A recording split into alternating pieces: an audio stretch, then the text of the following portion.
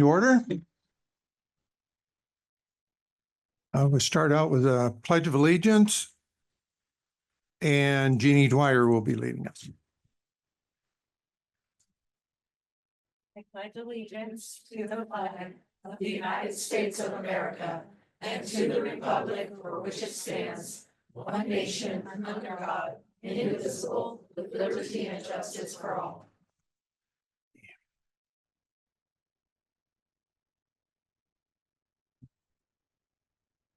Yeah, the next one is item B.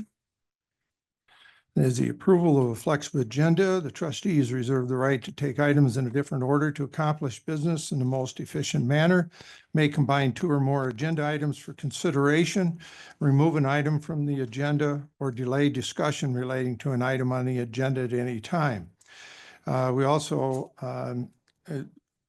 we're stating that this change in flexibility at the beginning of the meeting by referencing a flexible agenda and the original posting order has changed, and that change in order will be number I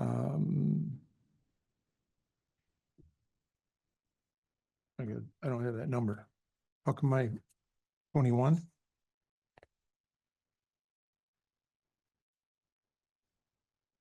Okay.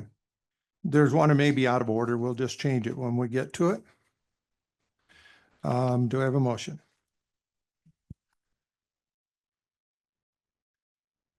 I make a motion to approve the approve the flexible agenda. I second. Okay, all in favor, say aye. Aye. Aye. Oppose? Pass unanimous. Okay. Number 2, public comment on agenda action items only. The public will be invited to make comments at this time on the agenda action items, where such comments shall be limited to 1.5 minutes per person. Anyone with comments on action items that will take more than 1.5 minutes is encouraged to put their testimony in writing and provide a copy to the board prior to or at the meeting. These copies will not be read aloud, but will be added to the minutes of the meeting upon request. We are going to, as the last meeting, we are going to make some changes. Anything that's out of order, we will deal with it accordingly, just like we started last meeting. So please keep that in mind. Please do not speak out of order. Be recognized when you sign up and to speak from there. So we'll start out with public comment. I do not have a list.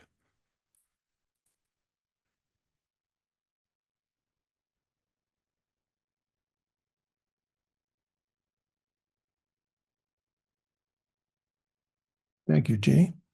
Okay. Okay.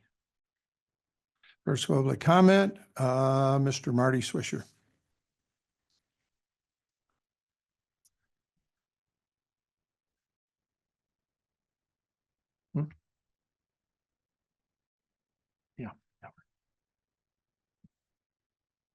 Good afternoon, Marty Swisher, Gardnerville resident. I want to speak to 4 items on the agenda. Items 7 and 12, I emailed all of the trustees and Mr. Alvarado with some questions and information regarding the calendar and in-house legal counsel. I hope you consider those, the input that I gave you.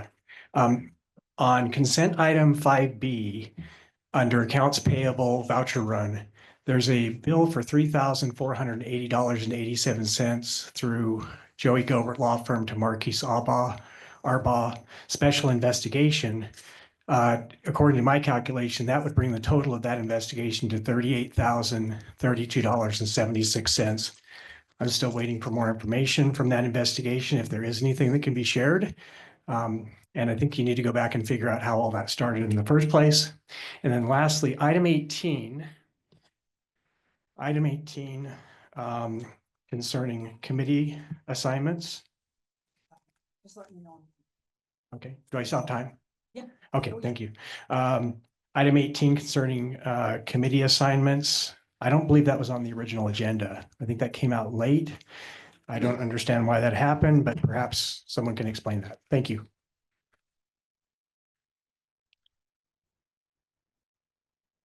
Okay, second is Cheryl Bloomstrom.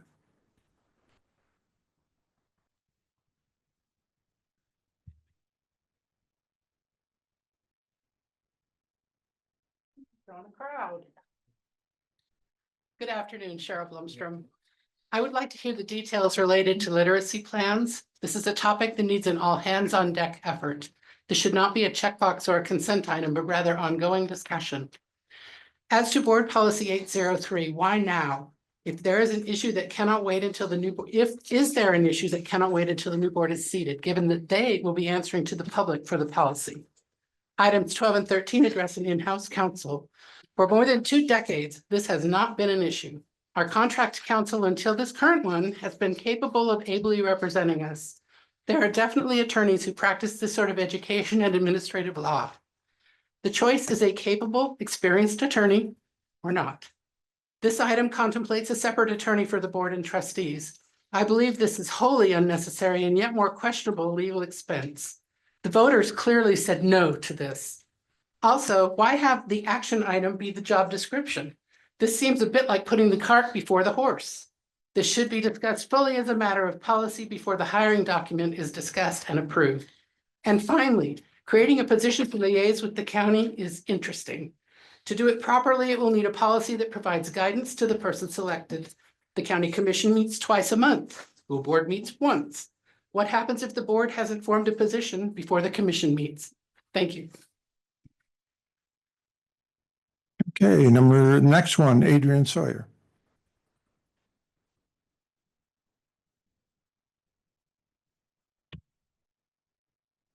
Adrian Sawyer, for the record, parent of 3 DCSD students. Item 4, I'm happy that this is on the agenda. I hope that this stays on the agenda and every month school can come and present. I think it's important for the public to know what's going on in our schools.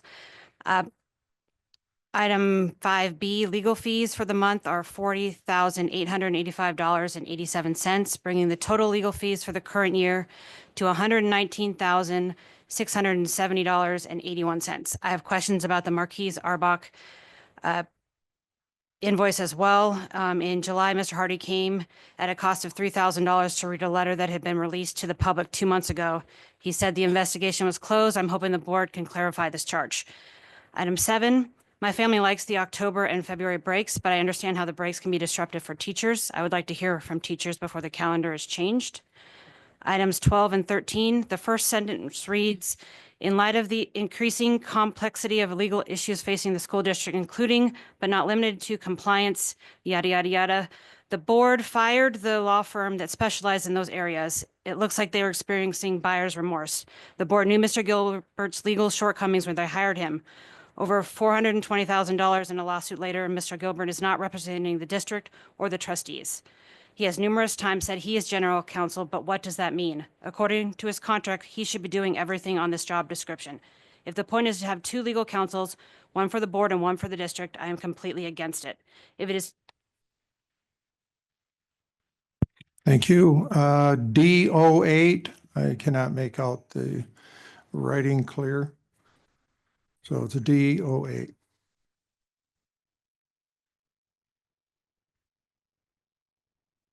Courtney Burris, for the record, proud employee and parent in this district. So I wanted to talk about number 12 and number 13. And I mean, I think it's definitely a step in the right direction, but I don't think it's necessary. I don't think that it would be cost effective to the district. We had a law firm that worked for us and did everything they needed to do for a very long time. And then we went in the wrong direction. Well, we didn't. You guys went in the wrong direction. And so regardless, I think we definitely need to consider an alternative option, because currently our law firm of Joey Gilbert, who knows nothing of education, he's not even here, mind you. And we need something different. We need something that will step in. We need counsel that actually knows education law, that knows what to do with this district and knows how to protect us and help us. Thank you. And D09 is Virginia Sterrett.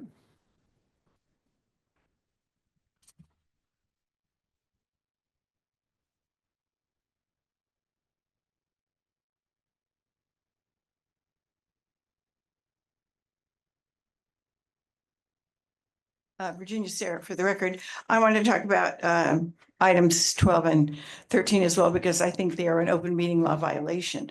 I don't know who approved this agenda, but to have written into the agenda item that the need for a dedicated legal counsel has become evident is to be that you deliberated ahead of time about the need for a general legal counsel and came to the conclusion that you needed it before you ever voted that you actually needed it. And on both of these descriptions in your agenda, it uses that language. Therefore, you've already concluded you're going to get it, which is prior to a vote. So if you go forward on talking about anything on 12 or 13, you will be committing an open meeting law violation. Thank you.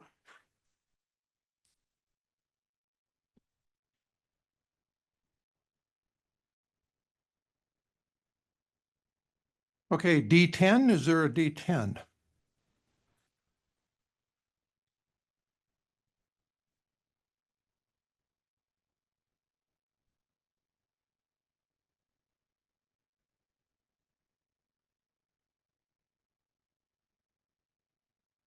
Leslie Hoganson. For the record, I just wanted to make sure. So we're going to stop that.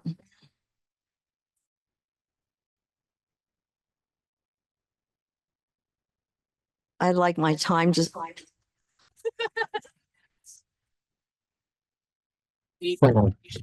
right, I'd like my time to start over. Leslie Hoganson for the record.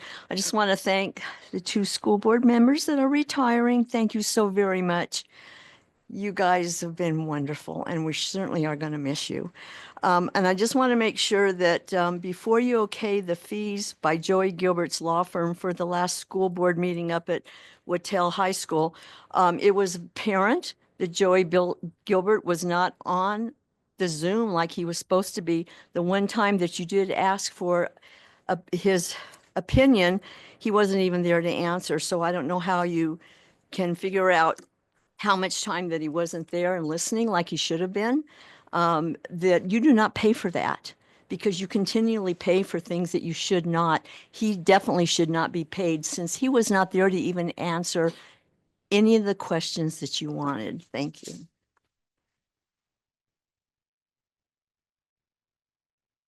Thank you.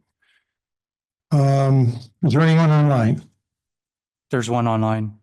Okay,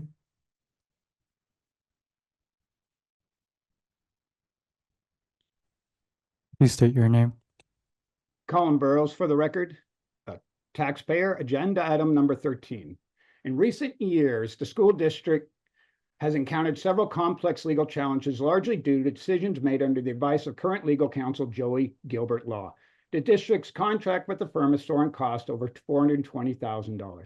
Rather than create an in-house general counsel role, it would be financially more prudent and strategically effective to revert to hiring external counsel from a reputable law firm such as Malpong Cox and Lagoy, which previously handled the district's legal fees. For a number of reasons: financial efficiency. Employing an in-house attorney comes with substantial long-term expenses beyond salary, including benefits, training, office spaces, resources. Given the district's recent budget cuts and increased scrutiny of expenditures, hiring a permanent in-house attorney could strain the already limited financial resources. Second, flexibility of external legal sources. The external law firm would allow the district to pay for legal service only when needed, not just have a guy in the office. Third, access to specialized expertise. A reputable law firm like the one we previously had does have those lawyers who understand different areas of educational law, unlike Gilbert, who knows DUIs. Fourth, a proven track record of prior legal counsel like Malcoy and Cox has a history of effective legal guidance for the district, demonstrating competence and cost-effective support. Preventive measure against costly errors, the district's recent expenses with Joey Gilbert Law underlines the risk of relying on inadequate legal counsel. In conclusion, hiring a reputable external law firm would be better than serve the district's financial. thank you. Any more online? No one else. Thank you. Okay. Anyone else? Yes.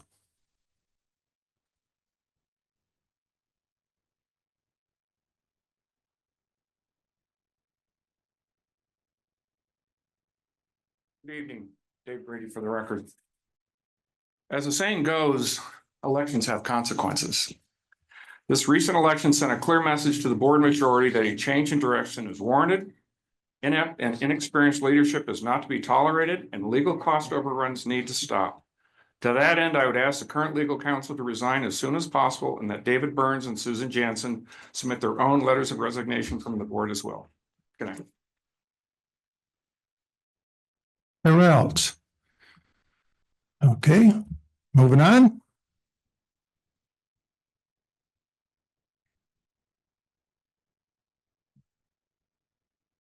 We're nothing yet, Mr. Alvarado?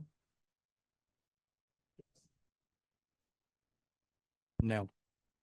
Okay. We're going to skip 3. It's evident that our guests are not here. Leadership presentation. I'll turn it over to you, Mr. Alvarado. All right, today's leadership presentation will be facilitated by Blaine Spires and Susan Desrozier, principal and assistant principal from C.C. Manili Elementary.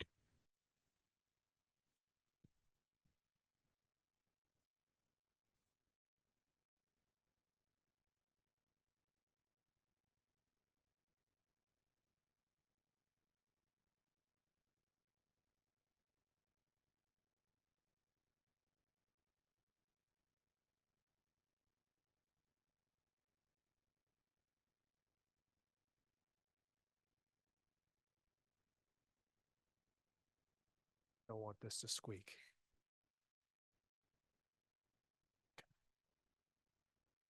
Well, good evening, board members. Thank you for having us tonight. Again, I'm the proud principal of C.C. Manili, Blaine Spires, and with me is Susan DeRosiers, our new assistant principal. Thank you. So we appreciate you very much for having us here tonight.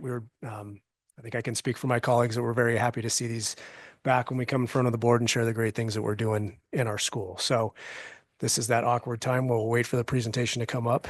I won't tell any silly jokes in the meantime. But you have so many good ones. You say them. Yeah, but now that I'm put to the pressure, I don't know, right?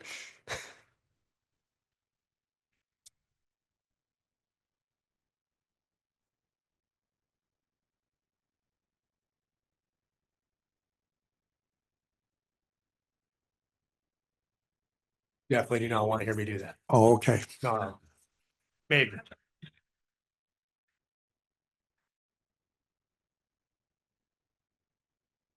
That's the one I told the other day. I'm trying to remember. Yeah.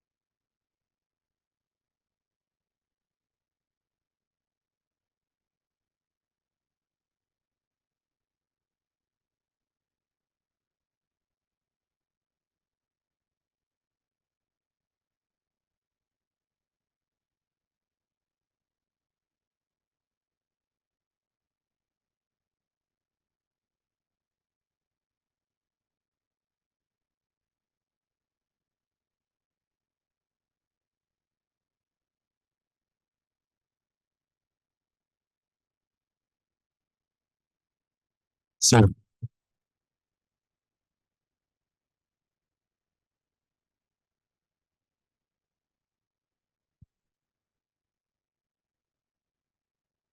That'll work. Thank you. Okay, so we went through this slide again, but we again appreciate the opportunity to be here today with you. So the purpose of our presentation is to share the exciting things we have going on at CC Neely right now. We're going to share some goals, some challenges, and then in with some questions. But a piece that I really want to stress here is when I say we, I really mean my entire staff as a whole. Susan and I are here to present, but everybody at CC makes our school run each day. Everybody from the bus drivers delivering our students to the aides that support our kids to the kitchen staff. We cannot do it without them. So when I say we, I truly mean we. So our mission is to ensure that all students achieve excellence in education, character and citizenship and partnership with parents and community. This has been the mission since I have been at CC and even before. That encapsulates what we believe in, and I don't feel like that's anything that we necessarily need to change, but just review each year. Then our vision is to transfer responsibility to students so that they build confidence and persevere through difficult tasks to ultimately get where they need to go. So that picture right there on the right, Haley, with all of her creative skills, created these postcards so that teachers and staff can send home a postcard to each student over the course of the school year to share something positive that is happening in the classroom, something the student has done. So we appreciate Haley creating those and sharing those out. So right now, current status and achievements. Again, there's a great deal that we can share, but these are a few of the real highlights. So our chronic absenteeism is always a factor we're discussing, right? Ensuring that we have kiddos at school is one of the most important parts of our job. So we decreased our chronic absenteeism by 6.6% from the 22-23 school year to the 23-24 school year.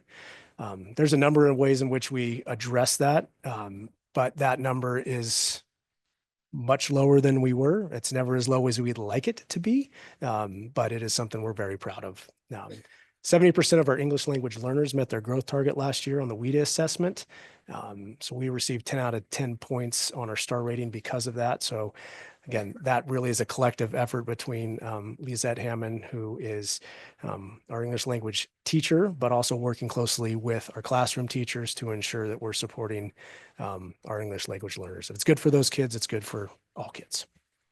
And as Blaine said earlier, it is the entire school system. It's not us. And that is reflected in our climate survey results. So our fifth grade students at the end of the year do take that survey and we look at that data. And we also get survey data's information from all of our classrooms because our teachers need to incorporate that into their NEPF evaluation. And what we can see from that data is that the students feel safe, they're happy, they belong, and they feel good, and it's a great place for them to be. So we have a quick video here that we wanted to show everyone. So this year we were fortunate enough to bring the Missoula Children's Theater to our school. So they've been to a number of schools in the district over the course of the years. Last year they were at GES and Minden, and they came to us this year. And I believe we're going to be back at GES this year. I'm not positive, but they pretty much take kids in a matter of 4 days and create a full-on production. So this one, it was Sleeping Beauty that a handful of our kids participated in. So let's see if everything works here.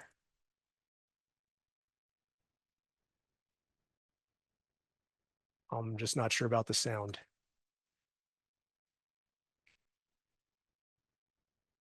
Silent movie.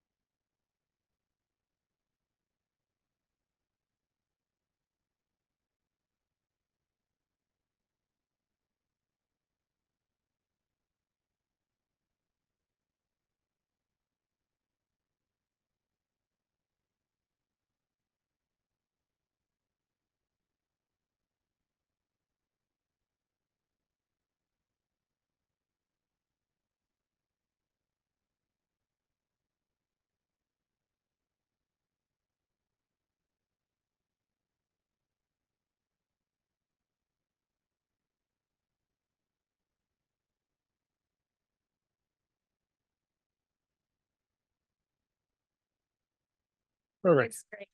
Thank you. Well, thank you again, Haley, for putting together that for us. But again, it was great to see our students rise to that occasion. So many students thrive in that setting where they might not other parts of the school. So it's sometimes really amazing to hear what voices some young kiddos have. Okay. She does. She really does. Okay, from when I put this in, we have 2 additional students. So we're at 363 students as of today in preschool through 5th grade.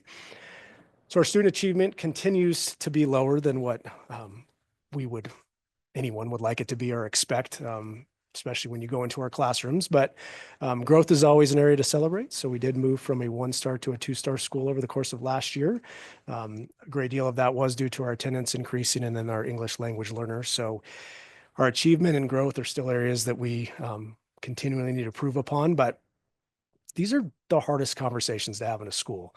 I don't think my staff can give much more than what they give to this profession each and every day. We're very mindful of this. We reflect on our data regularly. Our teachers care deeply about ensuring that our kids leave our schools with their basic skills. So when we see these, it's always hard. They're never where we want to be. But it's one data point at one point in time. These tests are hard for kiddos. I think all of our colleagues will say that. We all believe that we do need to measure what we're doing. We need to ensure that we're moving kids in the right direction. But achievement for us has been tough, where if you look at growth on our MAP scores, that is generally much more telling that we're moving kids in the right direction year over year. So our fall MAP scores, MAP data gives us a great deal of data where our kids are at. But when we're just looking at that 40th percentile mark, which is a number for it matters whether or not we need to look at kids for some additional tiered support in reading or math. Our target has generally been 70th percentile. If students reach that 70th percentile, they will pass the SBAC or the state test. So we look at that ELA, we generally perform a little bit better in math, but again, we're mindful of those and we're going to talk a little bit about our goals. Do you want me to go specifically into these? Okay. So just to look specifically at our SBAC scores from last year, 33% of our students were considered proficient in English language arts and 24% in math.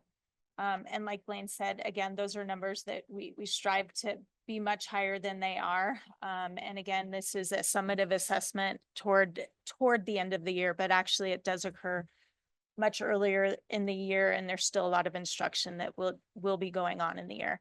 And then our MAP scores, again, this is more a measure of growth throughout the year. So where the student starts from the year and then progresses throughout the year with instruction and with interventions and supports. So for English language arts, 59% were above the 40th percentile. And then math, we had 50% of our students are above the 40th percentile. One thing to celebrate, like we did celebrate earlier because our attendance rates improved considerably from last year, is that as of today, from the beginning of the year, we have a 96% attendance rate, which, considering what's been happening in education in the last few years, this is something to absolutely celebrate. And so with that, we will make growth. Students need to be in school to be learning, and they need to be in class to be learning. So we're happy about that.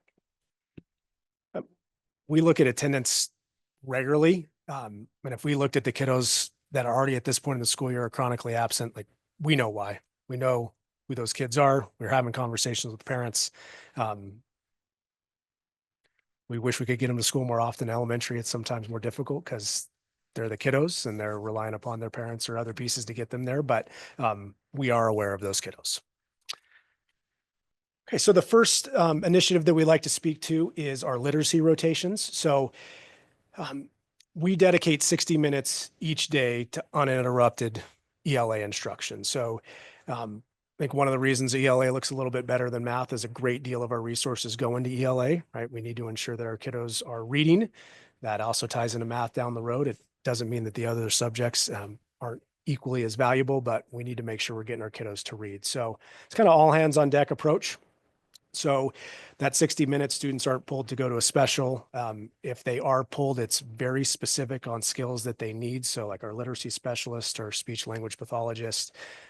We have 2 tutors through United Way that we're fortunate to have that support our kiddos, as well as parent volunteers at certain points. But again, that instruction is sacred. So next to something that really unique happens in the school, you can ensure that those time periods, those kiddos are going to be receiving ELA instruction. So we're in our 3rd year of this. And when you look at some basic literacy skills, when we're talking like high frequency words or the developmental reading assessment, our students are really moving in the right direction. When you look at our 1st and 2nd graders this year that have been in this for the last 2 years, their data really has improved. And we're still focusing on our 3rd graders to get them where they need to be on those foundational literacy skills. Right? Second one is explorations. This is new to us this year. We, like most professions, you want to steal good ideas when they're out there. So I know Jacks Valley has worked on this the past year, and we have made this our own this year, but we've gone through 4 sessions. So on Monday afternoons, when we do not have PLC time, teachers get an hour with students. The students chose who they're going to. So this will look different this semester versus next semester because we'll, switch up those explorations. So I'm doing one on maps this year. I'm really excited about. I wish more kids were, but I've got about 13 kids in there. So we're talking about maps and other subjects that kids get to choose. So it's an opportunity to hopefully increase attendance by having kids excited to come to school and doing something a little bit different. Anything comes with a little bit of a cost. We understand that pulls away from some, more classroom instruction. But at the same time, the kids are really having a good time doing this, and we're working on trying to correlate the data between attendance on Mondays when we don't have explorations versus the Mondays that we do. Okay, and our 3rd initiative is responsive instruction, deeper learning, rigor.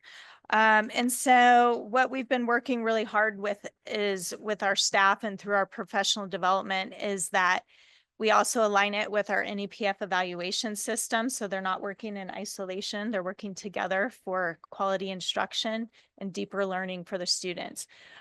So really what we want to do is move away from surface level, basic instruction and expectations of students. And we want students to be able to problem solve and think through any situation that they'll have in a classroom, in a school, in the workplace, in life in general. And so we're really working to get them to think. And the one person who has supported us and the staff the most is our EPIC coach. And so she models lessons for teachers. She helps them, she supports them throughout the year. They love having her in their classrooms. The students are so responsive to her. And she just gives a different lens for the teachers and is a just invaluable support to teachers to get those students talking, engaged in their learning and engaged in that deeper learning. And then Blaine and I will follow through with that with our coaching through NEPF and our observations as the instructional leaders at the school. So this is going on throughout the year. It's not going to stop. It is something that teachers need to support.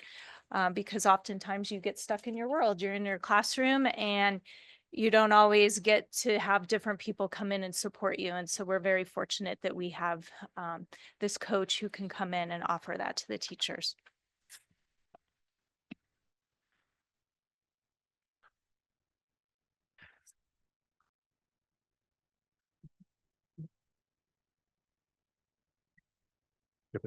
So our goals, priorities for the year. So this ties to our school performance plan that we are required to do for the state each year, which is a beneficial process in the fact that staff members come together, we review our data, and we determine where we need to focus over the course of the year. So I know it might seem like there's a lot of things that sometimes seem in isolation, but in our world, all of these pieces tie together, which really drive high quality tier 1 instruction. But we are focusing on moving 6% of our students, which is right around 18 to 19 students or so that are kind of call them the almost there kiddos. So they're within the 58th to 64th percentile on the MAP test. And we want to move those kids to the 65th percentile. So That's kind of the state's expectation at this point, is that 65th percentile. That's where the state wants to see our kiddos move, which, and we've normally used 70th percentile. So that target's pretty close, but this will be moving our kids in the right direction. So that's the kind of concrete goal for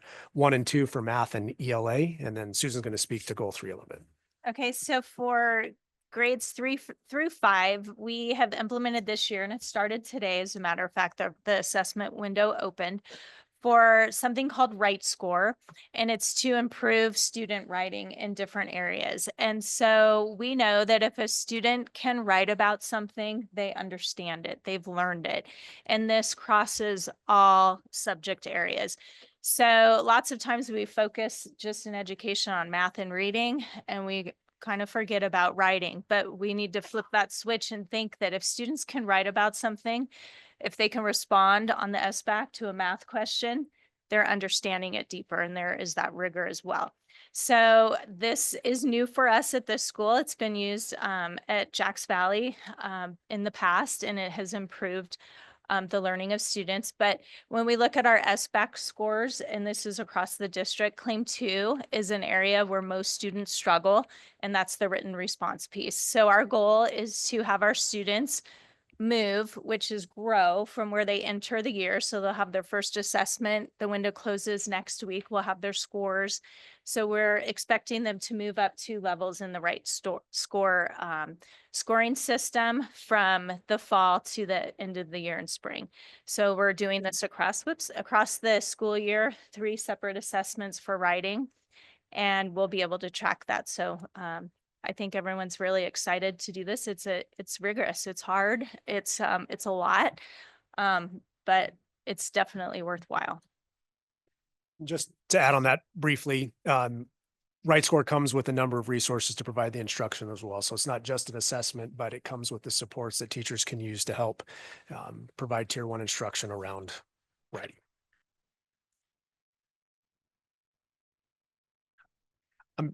Just for the sake of time, because I can probably get up here and talk longer than anybody wants to listen to us talk, but these are the goals that we already covered, but our action plan is outlined there that I know you guys all have access to, but this is what is in our SPP and the ways in which we address how we reach these targets.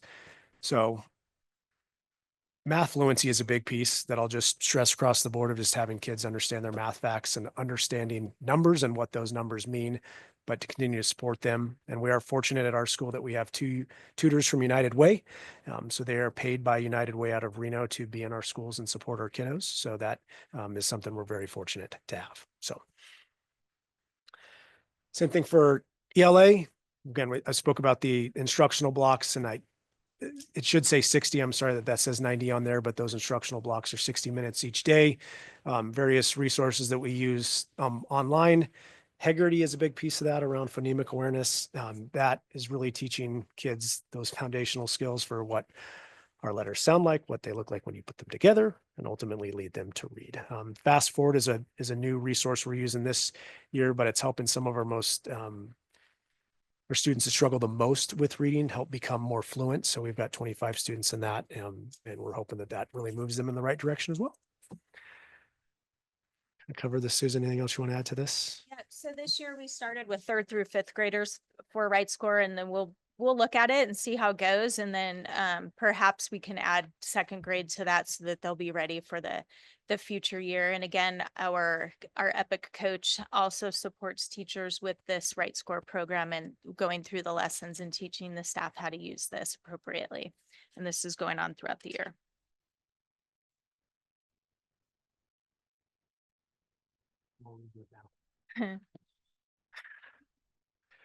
All right. Challenges and solutions. Our first one is student achievement that we spoke about in the beginning. That's what drives so much of our plan, right? Is having our students not at the level of those foundational skills that we would expect when they leave CC McNeely, but we are most certainly targeting those with those various supports that we have in place.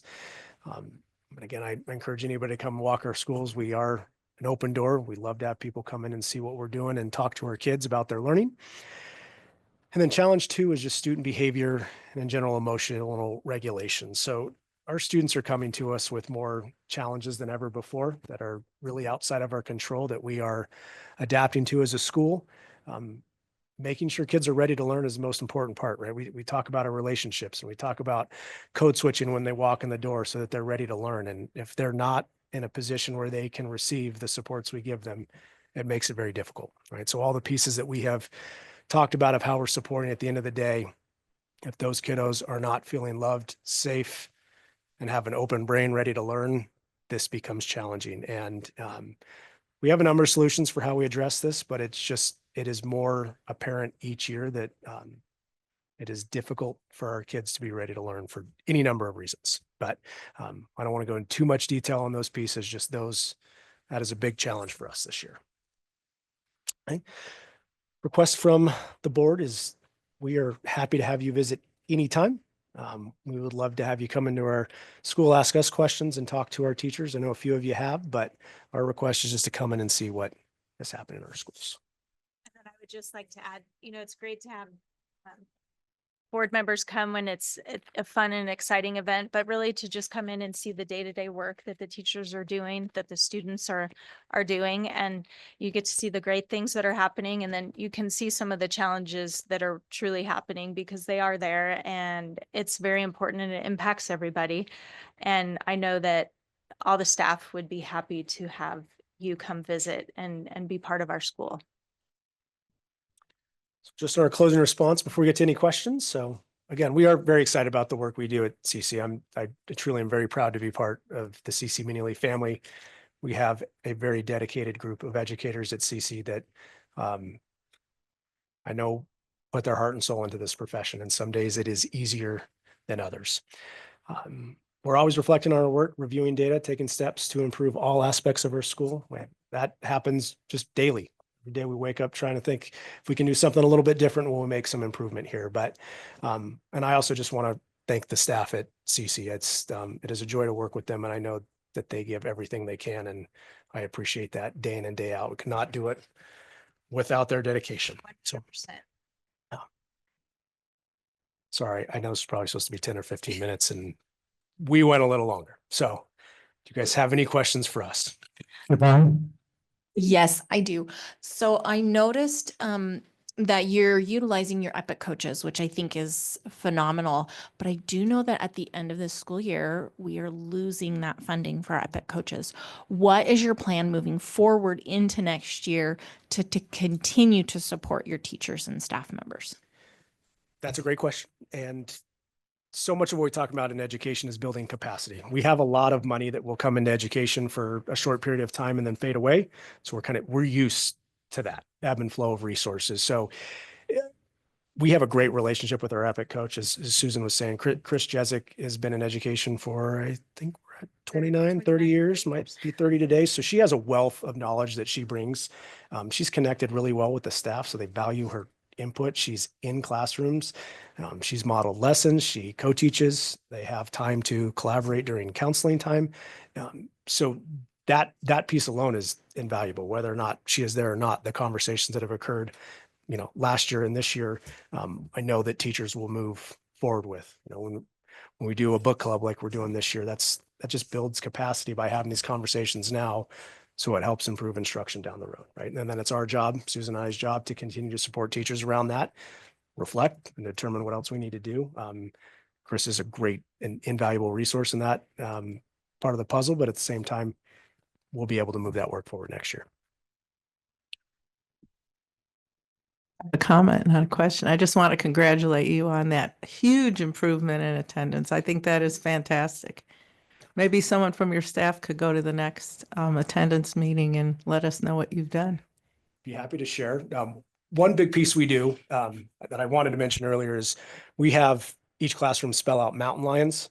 So each day that every student is at school and on time, they add a letter to mountain lions. And once they've spelled that out, they get to do something fun with Susan and I, whether we go play a game at recess, if they want to watch a movie or they want to do something unique, they get to pick, but it's something to recognize them for coming to school. And again, it's tough in elementary school because some of this is out of their control, but they get real excited when you get to do something fun and highlight that they're coming to school. And we run reports, I'd say every 2 weeks, month minimum.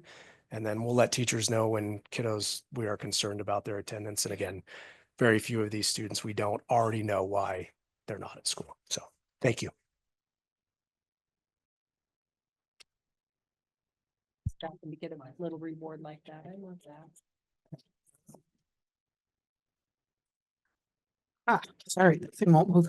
First of all, I want to thank you for your presentation. It was wonderful. I learned so much today about CC Manili, and you did a spectacular job. Thank you. The other thing I was going to kind of echo what Susie said. I also want to commend you on your attendance. We're on as you mentioned, we have an attendance committee and trying to wrap our heads around what we can do to help. And so if you could just say one thing that you think's working, I mean, you kind of mentioned it. You think the mountain lion thing is kind of or do you I think, think that helps for some kiddos that are on the cusp. okay, You've got a number of kids that just love coming to school and don't want to miss it for anything. okay. And then there's valid times to be gone from school, right? It happens. But when we're talking 10% of the school year, we're talking 18 days. That's a good amount of school. Right. So anybody over that number of days, we know, right? We're communicating with parents. We've had conversations. Some of them are pretty unfortunate situations. We got some kids that can be really sick, right? They have something that happens in their family that, takes them away here or there. But I think sometimes you forget how quick that can add up too, right? If you miss a day here and there, by the end of the school year, right, you could be really close. So like when we neared the end of last school year, we had a handful of kids that right on the cusp, right? 16, 17 days with a month to go. So we made phone calls and like, please do not miss any more school, right? So it's knowing your family, knowing your kiddos and just communicating, and Well, it sounds like it's working. it's working. Good job. Thank you. Harry? I'd like to echo everybody's comments and say how much I love CC Manili. It's a great school. I've been there. My children went to that school. And I'm really happy you guys were able to present, and you can sure see the passion that you have for what you do. Thank you.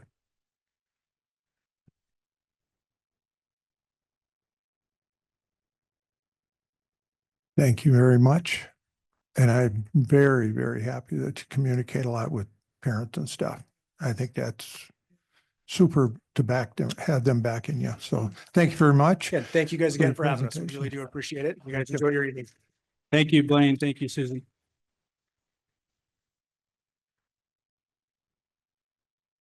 Okay, number 5 is consent items. We have A, B, C, D, E, and F. Any comments, any discussion on any of the items? Yvonne? I would like to pull on consent item for accounts payable voucher number 2544, specifically the board meeting that Joey Gilbert did not attend or contribute to. I don't think we should pay him for what he didn't do.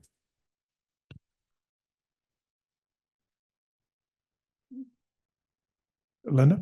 Yes, I agree.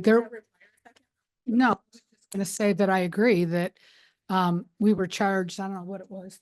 Got it here, 1,300. It was $1,037.50. And there was at least twice that I remember that we asked for an opinion. One was at the end when to be specific, was when you said, okay, we're done. And then we kind of looked at each other and said, we weren't sure we could do that. And we asked for counsel, but there was nobody there to ask. And that was one time. And then I know there was another, but and there's nobody here today either that well, look who walked in the door. Anyway, so yes, I agree with Yvonne on that. Thank you. Okay. I can add some background information.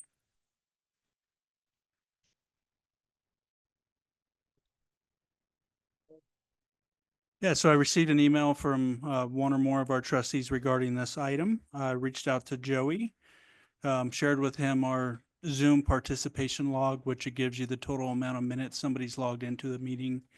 What we found is there was 3.3 hours in which Joey was at the meeting, and then a text message exchange that occurred towards the end of the meeting when we had that disruption. That text message should be billed at probably a 0.1. So if we look at it, 3.3 for attending on Zoom, the 0.1 for the text message. So we're looking at a 3.4 hours, which is different from what was on the invoice. And Joey did approve by email to reduce that item.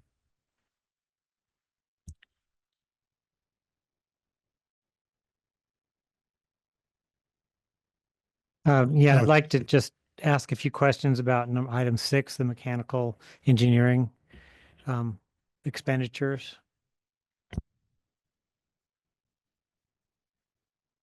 I think this is in the consent. I don't. It's not? 5 No. minutes. 6 is not. That's I'm after sorry. consent. It's right after. I didn't see the change in number. Thank you. Anything else on the consent?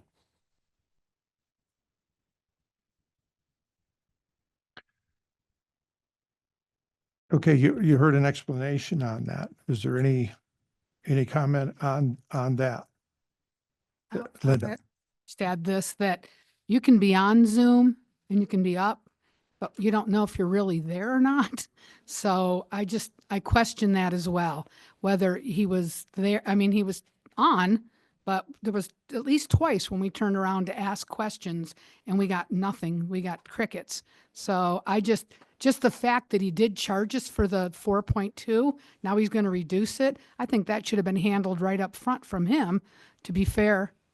And he did not, so I'm not sure we should pay him anything. That's my comment. Thank you.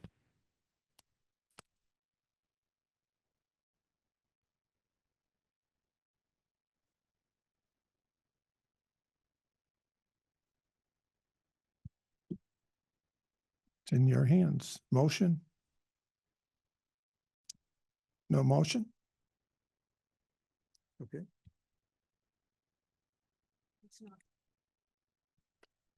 I'd like to make a motion to approve the consent items.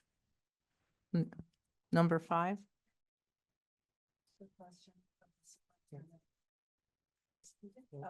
Hold on. She's got to finish first. But it has to do with that before I vote. We'll come back. So I made the motion. Yep.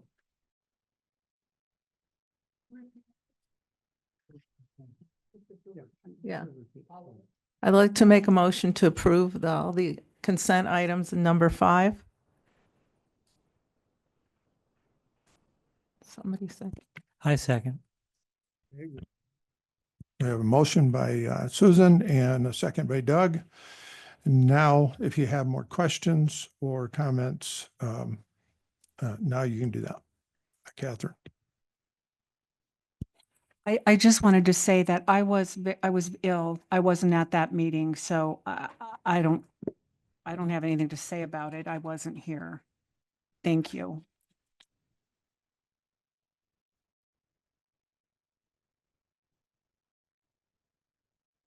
We have a motion and a second. We done with any Carrie? Yeah. I would like to say that Zoom's a difficult thing to do. I can't say that I haven't Zoomed into a board meeting before under extreme circumstances, but I think with our legal counsel, I think we deserve to have representation at the table at a board meeting. And I don't, again, you know the hours that was logged in. I don't know what that actually proves because he wasn't there when we needed him. So Mr. Gilbert is here. He can address this item. So that night, I think Frankie knew I had a fever, about 102. I was at the meeting via Zoom the entire time. I did hear questions. I just was not in any state to really do much. I listened in. Then there was a break where they released. Dave called me, asked me some questions. I got on the phone with Kendra. As I told Frankie, there was about 30 minutes there when something happened. You guys released, then you came back. I was involved in all that, speaking with Dave, and that was it. But like I said, the hours got turned, and as soon as Frankie brought it up, I said, well, whatever you're seeing, there was some stuff that happened, that extra 30 minutes, but take it off. There's no problem. But I was there that night, listening to everything. I'm sorry I didn't participate much outside of being there, but that's just how it was. It was either that or not come, and I did my best to participate. That's it. And I have no problem deducting whatever you want, but I was there on the Zoom like others have done when they Zoom in. I just didn't have much to say that night because I wasn't feeling so hot. That's it. Linda. Just one last comment. or from myself, is that when we go ahead to vote on this, I'm going to not vote because unless we say that we're not going to pay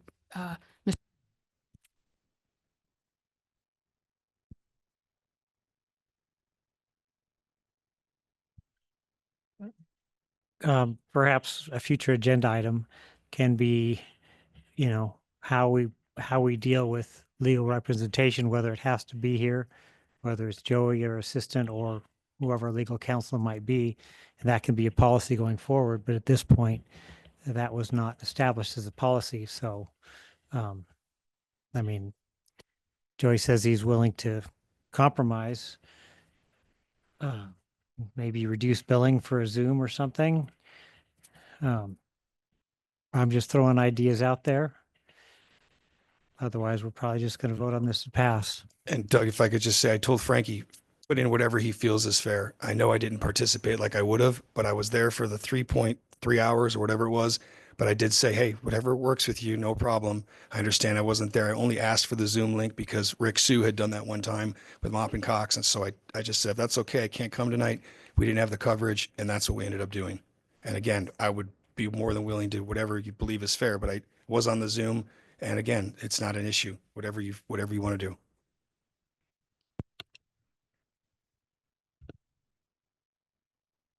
You mind?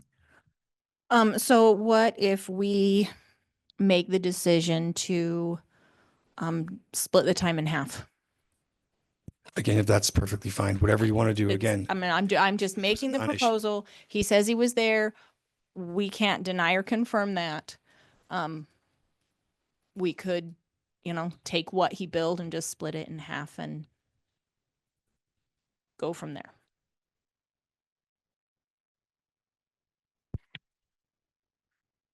Okay, that's a suggestion. My question is do you want to make that as a motion of amendment? Thank you. So I would be happy to make an amendment to Ms. Jansen's motion that we on, Hold on just a second. Just to let everybody know, this is any vote now is going to be on the motion to amend. We'll vote on that. Then we can come back to the original motion. Thank you. Go ahead. my motion is to amend the accounts payable voucher number 2544. Specifically Joey Gilbert's time for the board meeting. It currently states that it was it 4.2? That we reduce that to 2.1. I'll second that motion. Okay, we got a motion for amendment. And then we have a second by Mr. Kagas. Any other discussion? Okay, now we're going to take a vote. We're going to vote on the amendment first. All in favor, say aye. Aye. Aye. Aye. Opposed?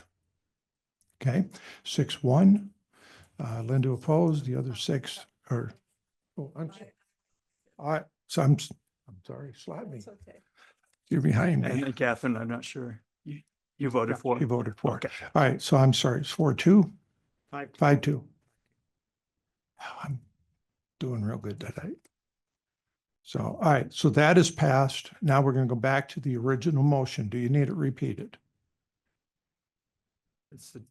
Okay. I do not. Okay. The original motion to approve the consent. All in favor, say aye. Aye. Opposed? Okay, I think at 2. I approved the amended motion. Yes. And so So just.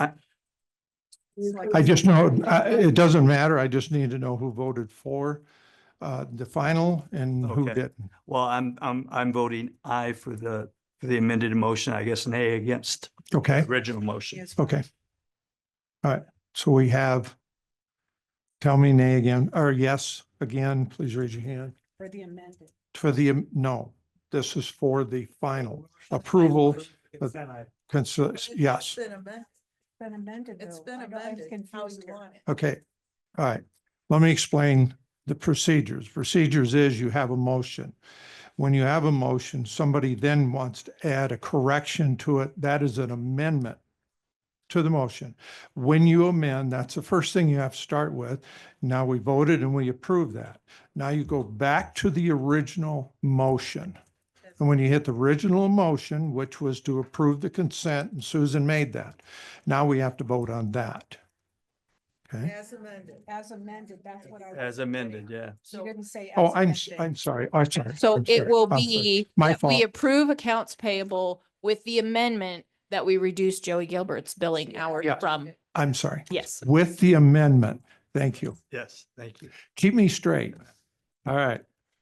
All in favor of passing the motion with the amendment, say aye. Aye. Opposed? Okay, we have 2 opposed and 5 approve. Okay, moving on.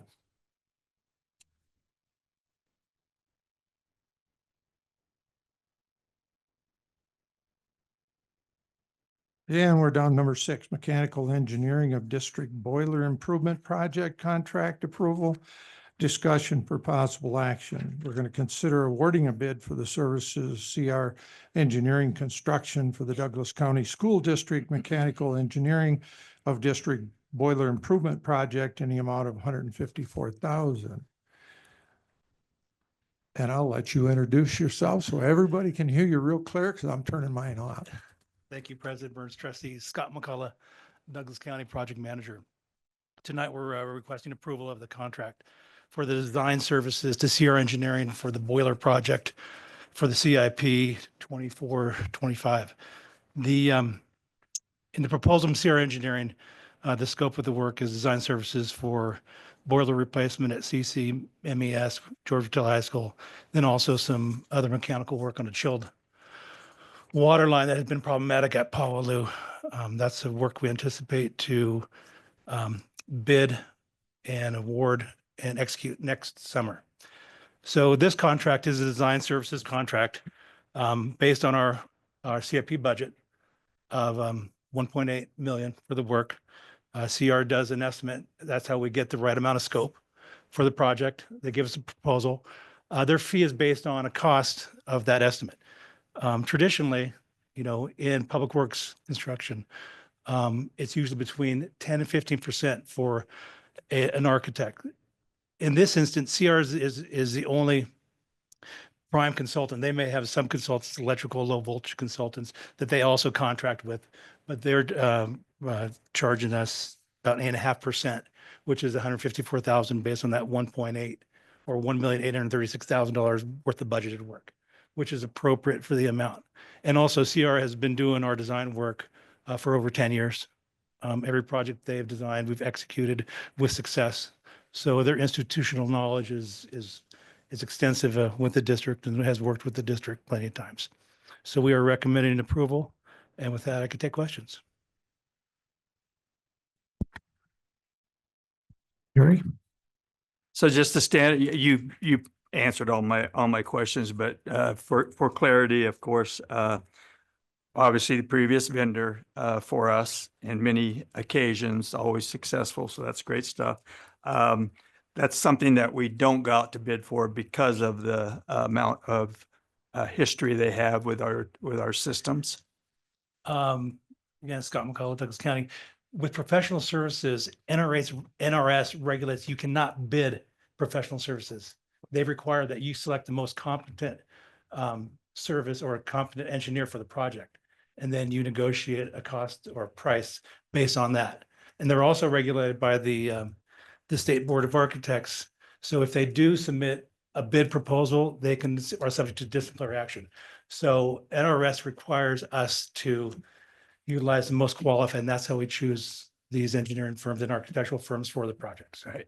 Okay. And then, you said, you alluded that it was a reasonable cost as opposed to the normal 10% ratio. And this was about 8.5% of the, yeah. Correct. Okay. Thank you. Doug? Is that so? you've got 154,000 you're paying them for coming up with the contract and the scope of work.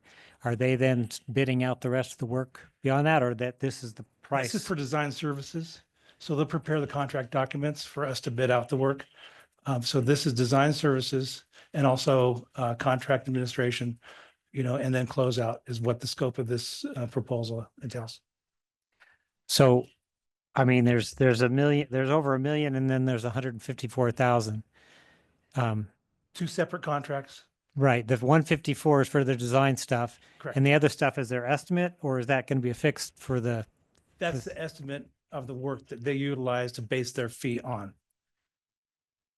So they Okay. understand the general scope of the project and put together a rough order of magnitude to base their fee on and to bring us in within budget. Because we know our budget for the project is 1.8 million.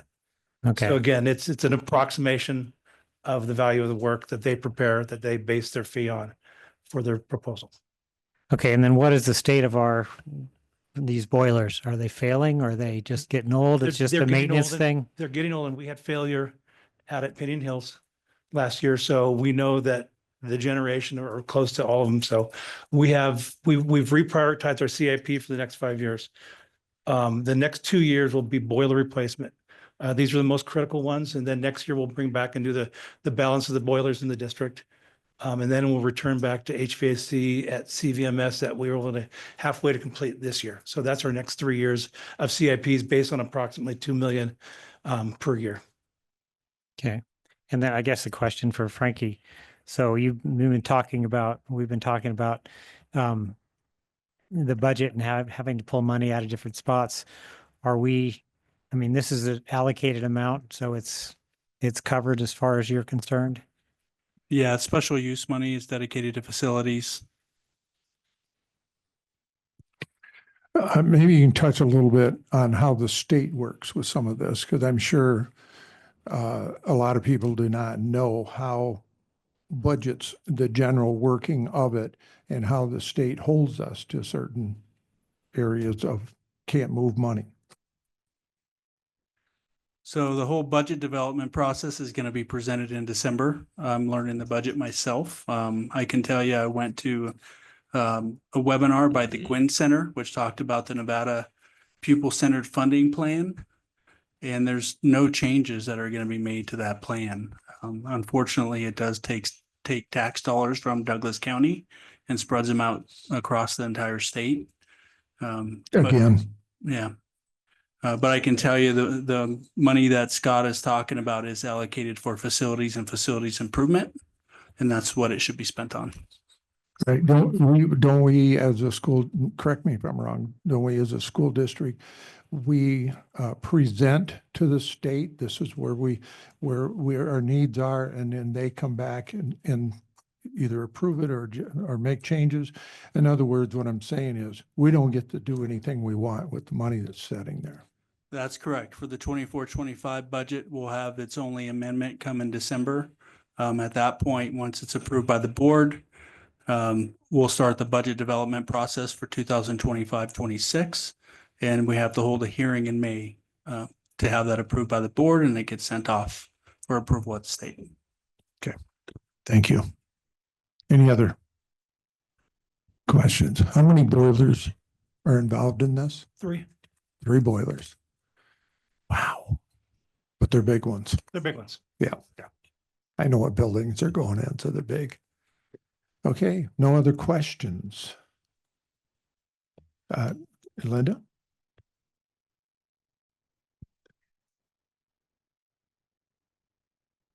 See. I move that we award the bid for the Douglas County School District Mechanical Engineering of District Boiler Improvement Project to CR Engineering in the amount of $154,000. We have a motion? I will second. And Yvonne second. Any additional comments? Okay, call for the vote. All in favor, say aye. Aye. Oppose. Passes unanimous. Thank you. Thank you, Scott.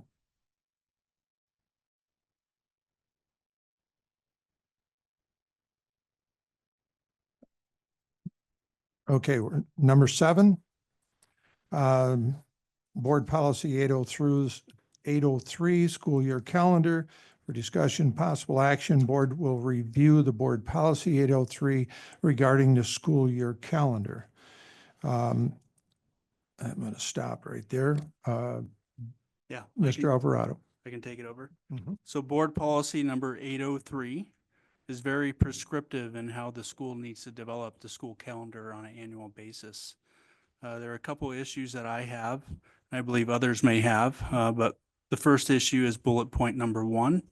And bullet point number 1 states schools at the lake shall start on or about the same date as schools in South Lake Tahoe. So we are prioritizing our calendar for the lake based upon a California school district.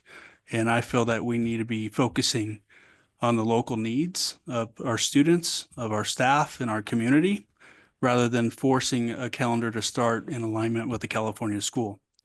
The last item on this policy states the board shall review the school calendar and calendar setting process when it becomes necessary or as recommended by the superintendent. I do understand there's going to be some turnover in board members. That's why we placed it on this agenda with a recommendation to suspend it. All that does is momentarily pause it and stop it. And then when the new board comes, they can help set the direction, and it gives us some flexibility with calendar planning for the 25-26 school year. We did send out a survey to employees last week. We had about 414 responses. Employees do like the October break and they like the February break. There is a large majority that would like to see a week off at Thanksgiving, right? So currently we do attend school on Monday and Tuesday. We also ask questions about trying to have the first semester of the school year finished prior to winter break. That's beneficial to students because it allows them to get finals out finished before they go off to a 2-week break. And now students aren't forced studying for finals during that time. And then they come back to 2 more weeks in January. So these are all ideas that we are considering as we develop the calendar for next school year. Yeah. Yeah. So Ender, I'd like to hear from you. What do you think? I don't have much to say other than it is annoying and very unhelpful to my learning when I have to study for a course final 2 weeks after I was not thinking about the course. So that's all I got. That is a prime example, right? Yes. That comment. So, Yvonne. If we suspend this policy, does that have an impact on our current school year? No impact on 2024-25 So it's just setting us up for. or 25-26. So do we need to suspend the policy or do we just wait and bring this back in January or February? It's your choice as a board. I think there's probably more discussion you can have as a board before you make a decision.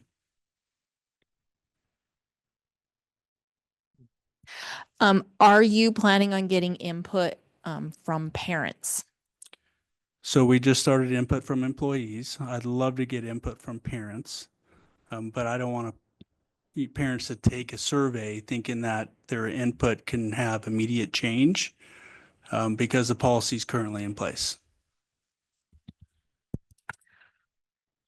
So it sounds like maybe we need to change the policy. Instead of suspend it, maybe we need to change it. Just keep in mind that we do have 3 new trustees coming on board in January. And do we not have, I mean, the state also has some forms of regulations that we have to do, timeframes and stuff, correct? So we do have to submit our calendar to the state with all the minimum day information, all the Bell instructional minute information. Our IT department is asking for that calendar and minimum day and instructional minute information yesterday. So we're trying to put this together quickly, but do it in a meaningful way. But I would like to get an opportunity to do a parent survey.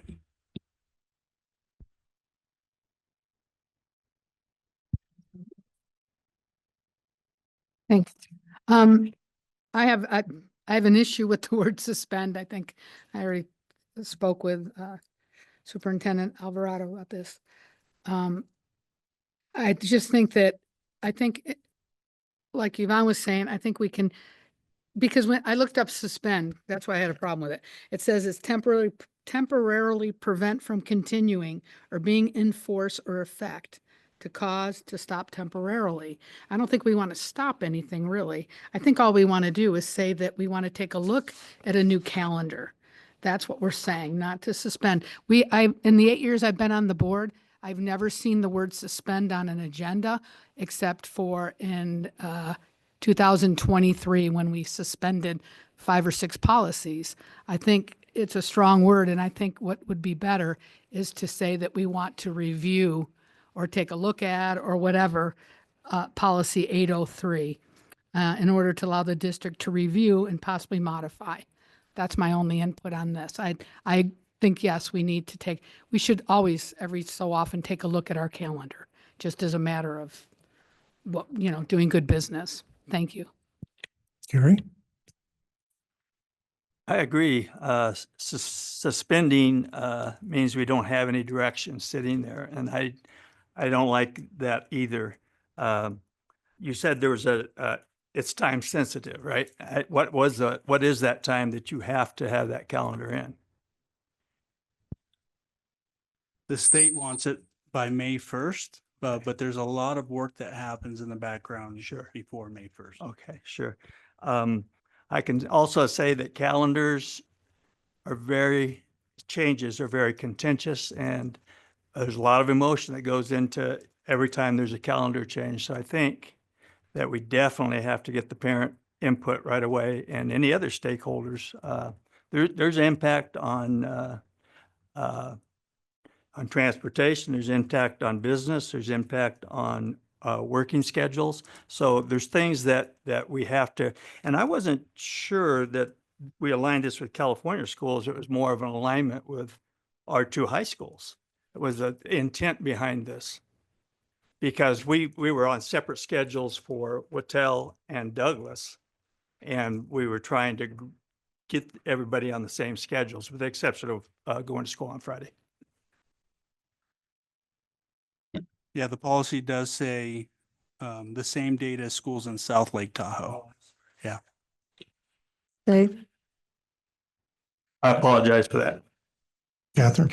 All I wanted to say is that, for parents to have to look at childcare and those kind of changes, I think it's imperative that we survey parents. Thank you, but you kind of said you spoke to that. Thank you. Susan? How about if we say we're going to postpone our discussions till January after the parents have had a chance to weigh in on it and the new board is seated for an amendment or whatever? We haven't made a motion. Okay. I want to make sure Well, that would that be a good that can motion? be done. I mean, I don't know the exact time frame that you do. It can be done. We'll make it work. Okay, so we can, what'd you say? That could be a motion. Yeah, but Would that give us time to survey parents?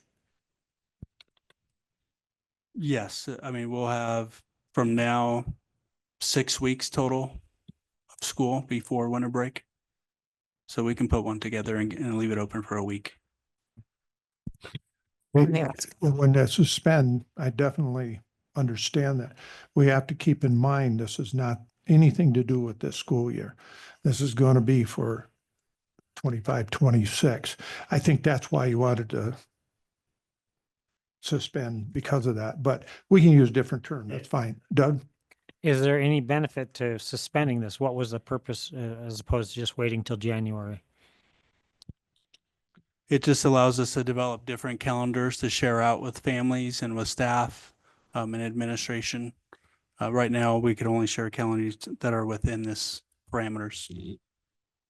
So this gives you just an opportunity to send out some stuff to parents of different ideas.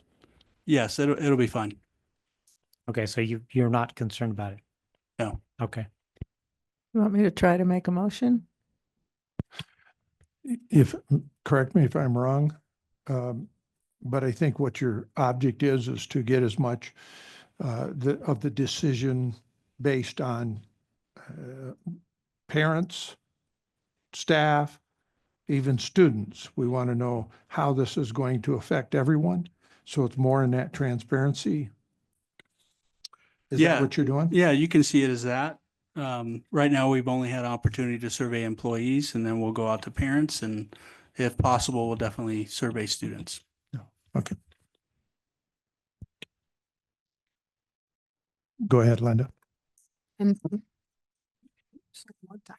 and then you'll bring that back after the first of the year for the new board and the board to take a look at to move forward? Is that the plan? Yeah, we can do that in January. Perfect. Thanks. Doug? My willingness to suspend this would be, it would simply give the administration a chance to come up with some different calendars and perhaps submit those with the surveys. So then people would have something concrete to look at. Whereas with this board policy in place, you can't do that. And so that would give us 2 months. Can you provide calendars that are not in line with this board policy? I can, but we just can't make an agreement on one. Okay, well then, yeah, I just think we table it until January.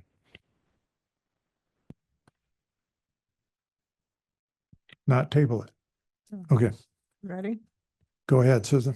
Okay, so I'd like to make a motion to postpone this agenda item until January 1st, when Superintendent Alvarado has a chance to get some parent and student input and develop some calendars, and after the new board is seated. I will second. We have a motion on the floor, Susan Jansen, and a second by Yvonne Wagstaff. Any other final comments? I usually don't do this, but this kind of stuff, I want to be able to make sure we're covered it. So.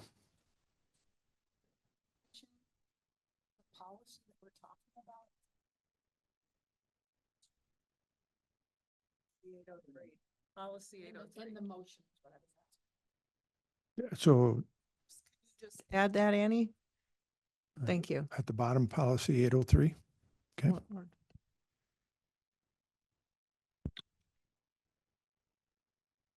Anything else? Okay. Call for the vote. All in favor of the motion, say aye. Aye. Opposed? Okay, pass unanimous.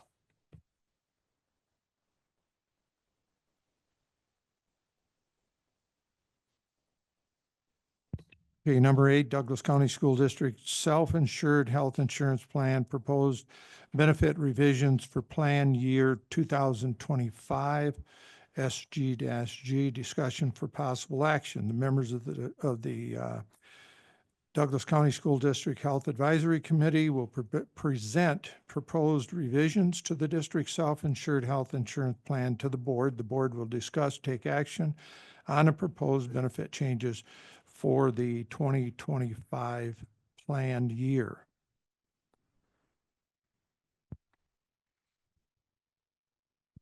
And we've got them. So we have, you guys can introduce yourselves from our Health Advisory Committee. Yes, my name is Carrie Stack. I'm on the Health Advisory Committee. I represent DCPEA on the committee along with Darcy McGinnis and Lynn Faulkner. And there are multiple other entities that are involved in this discussion. We meet on a monthly basis to look at our health insurance plan, to evaluate its sustainability and look to see if there are any trends, as well as make adjustments. So we have been looking for a number of years now at declining revenue. So our revenue does not necessarily meet what we need every month for our plan to stay afloat. So we've made a very difficult decision to raise premiums for dependents this coming year to the tune of about 20% per dependent. So that's going to increase our revenue and allow our self-funded plan to stay self-funded instead of having to go out to the public marketplace.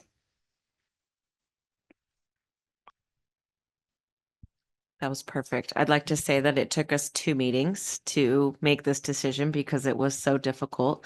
The last thing we want to do is raise prices for our people. And the one thing that Carrie did not mention was just the rise in medical costs. So Yes. obviously we have a lack in revenue, Absolutely. but there's a, as we all know, Yeah. no surprise there. And so we went to comparables to our neighboring districts and districts the same size as Douglas County. Elko was the closest size. And we compared our costs and their costs, and we are still very, We're substantially lower yes, yes. cost to employees out of pocket than our neighboring districts. And it was a really difficult decision. We took a lot of time deliberating over how to make it fair. And this is our decision. So is that, just so I can get some clarity for the board, you're talking the other ones, I take it they're a different type or different insurance? The other, The other districts? Yes. They are in the marketplace, so they are not self-funded. Okay. We are the only district in Elko that are self-funded, which means that the revenue that the district puts in and the employees put in is like a checking account, and that is where those bills get paid every month. Carrie? Hi, Carrie. Hi, Carrie. You talked about, we can see you guys, you're part of the makeup of the committee, but other entities in the committee are there parents? Are there actual other employees? Yes, we have district bus drivers, we have administrators, and we have classified employees that are also represented through their associations, as well as our district administration and Miss Leanne. Yes, many of us have dependents. Yeah, and obviously the marketplace is a vicious place to be for insurance at the level that we're at. And the self-insured, we've been self-insured since I've been on the board, and I think that's where we want to stay. We do. It is important to us. That was a really important thing for us, is to remain self-insured. And it's impossible not to have costs go up. Thank you. I also would like to add that we went for 6 years, 8 years without Yes. raising premiums at all. We did. We went And for so a long it's time time. without raising premiums, and last year the district increased the employee premium, but we have not increased the cost of the dependent premiums to this extent in quite some time. We went 7 years without increasing it. Can almost assume it was going to happen because of everything else went up. Yes. Actually, 20%, pretty low compared to everything else that went up. It is, and it still keeps us far below what our neighbors are paying. Okay. Anyone else? Linda? I was just going to say that I appreciate you.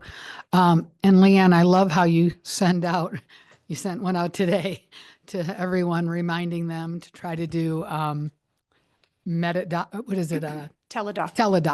Teledoc, and because it really makes a difference in the cost,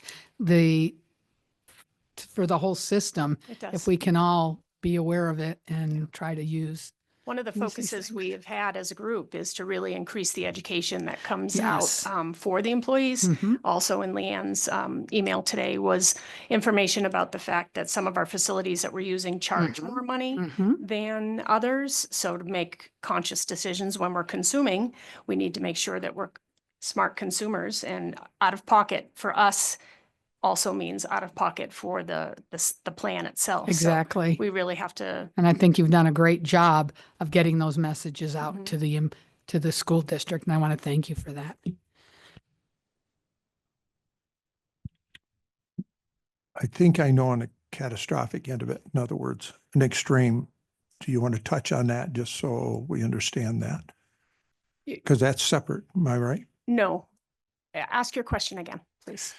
Anything that's catastrophic, I mean, if you're That looking that at, has nothing to do with what's going to get paid by the plan. All we're saying is we're going to increase the amount of money that employees are paying for their dependent cost. right, The makeup of the plan and the structure of the plan is not changing. okay. It's the stop loss insurance that you're referring to, and we're Yeah. going to Oh, discuss that next. That's a completely different. That's the next agenda That's- item. Yeah. Okay, that's but I a wanted to different clarify that this, No, that our plan where is- everything was on the plan. item.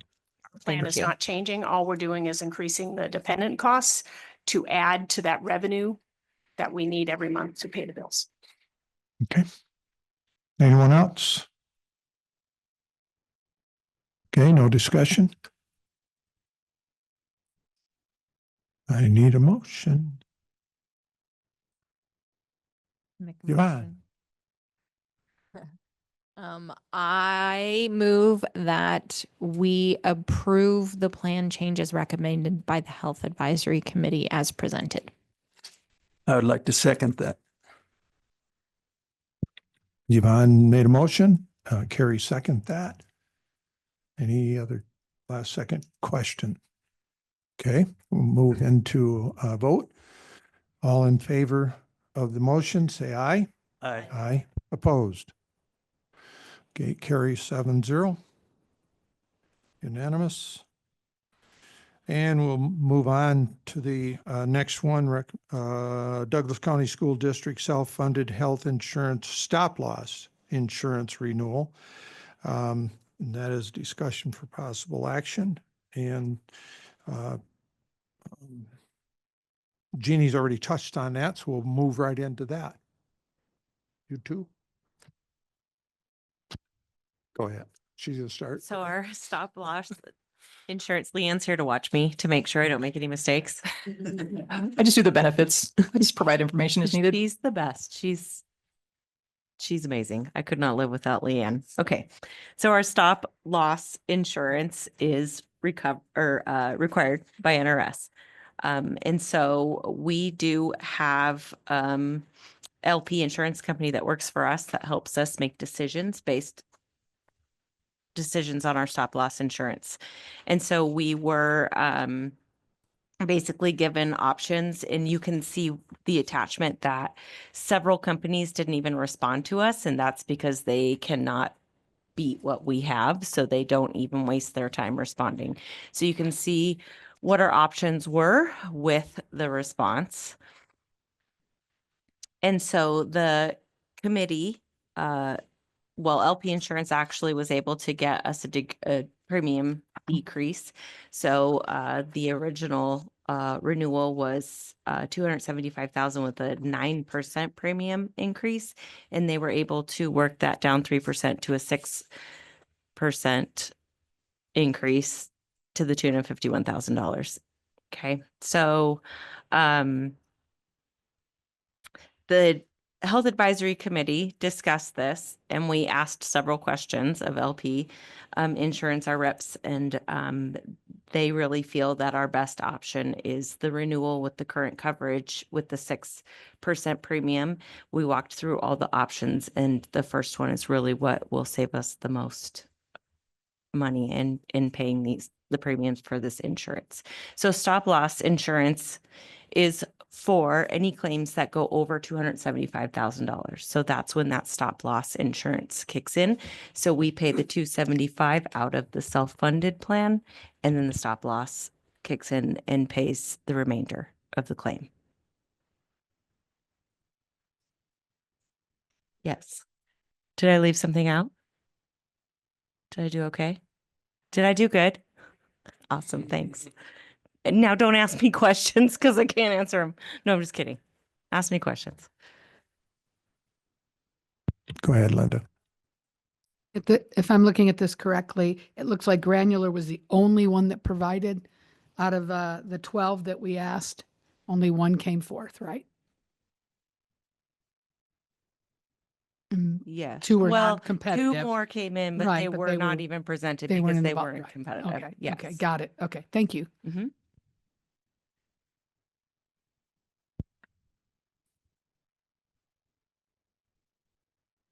I'm sorry. Go ahead, Carrie. Okay, so obviously, because it's the committee that stands behind the choice that you guys came up with, and that's great because I know you guys are doing a great job at it. The stop loss, we want to keep it as low as possible. And so that probably came into it, and with the being able to negotiate that 6% increase, I think in my short vision here, I think that would be the option I would like to. I forgot to add one important thing. We have on average 3 claims a year that go over that $275,000. Yvonne? Is that per incident? Or like if a person goes to the hospital? Or is it that person over the course of the year?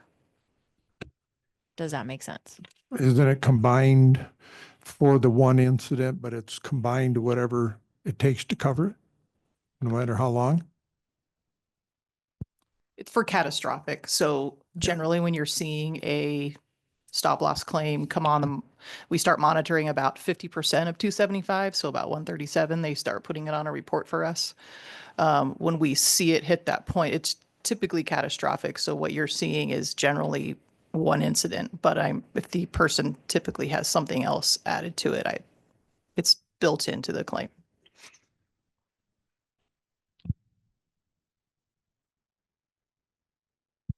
Yeah, I'm not sure that's real clear, but let me think a second here on that. So if it's 275 once it breaks, that's for one situation, let's say a cancer, just say that, and it goes beyond that. But what if that person has something else that's not related? Does that combine into the 275 or is that a separate claim? It's going to generally relate to the cancer. Okay. And we do have cancers on there. Catastrophic could be a horrible car accident. Could be premature babies. Cancers are generally one of ours. We have a few of them on there. Yeah. So they typically, like, they let us know. They don't tell us who people are. They just give us, when we have a report, they just say it's either the dependent or the employee.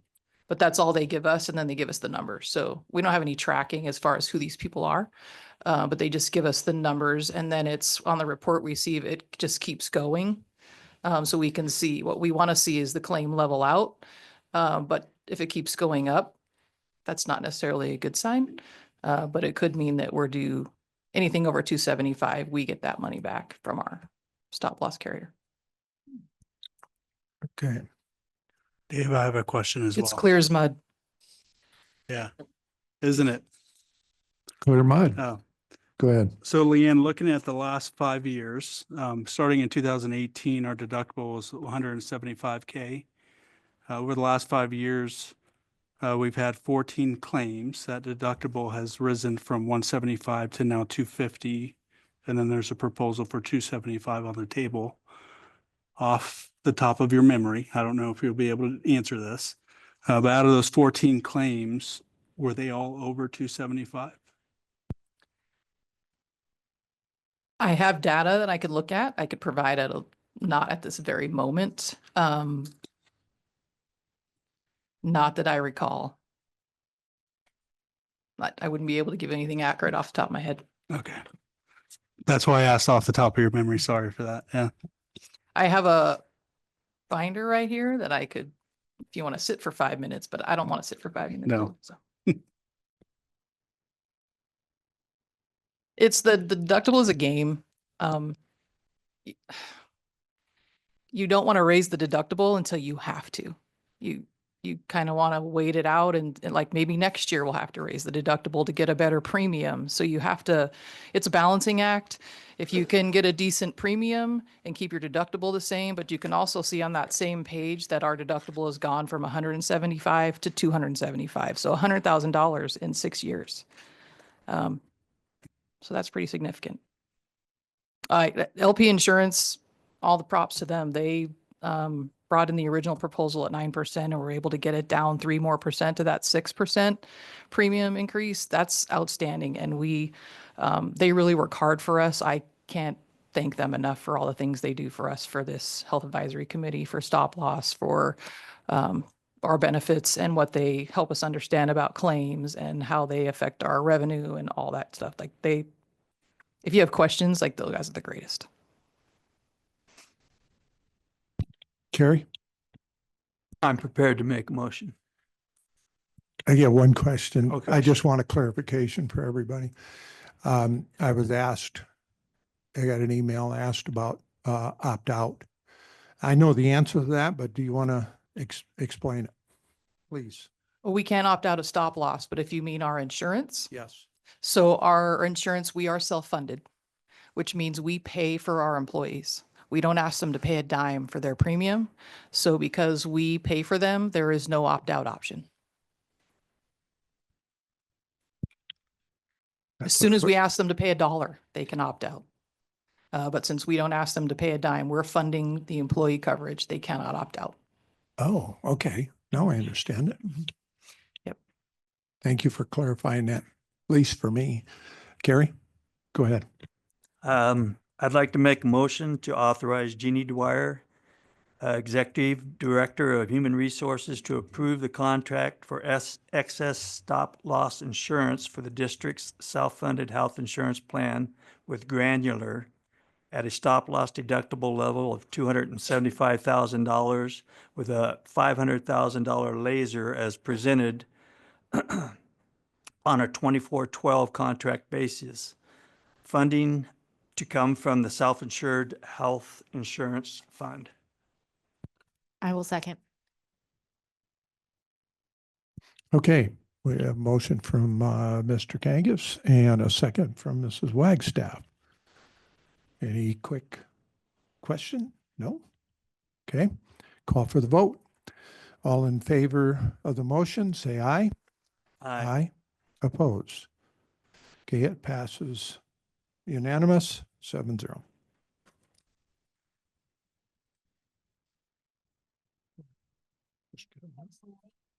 Thank you, Lan. Thank you. Okay. Number 10. Class size reduction plan, discussion for possible action. Who's going to address this? Jeannie? I'm just going to let you, instead of reading this, I'm going to let you take it. So each year, we are required to submit a plan to the state for the class size reduction program per NRS 388.720. Basically, this plan must be developed to reduce pupil teacher ratios in kindergarten, grade 1, grade 2, and grade 3. And so the attached is our plan. We apply under an alternate plan. Get mine to open up here. We apply under the alternative plan. We have been providing this plan to NDE for years. And part of the plan is that we have to bring it forward to the board to approve. So I'm sure you've all read through it. Do you have any questions about our plan and our goals to reduce class size ratios?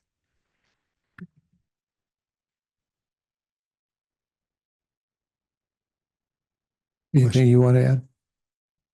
Okay. Just wanted to give you the chance. Carrie? This is an annual plan, and this is our next great effort.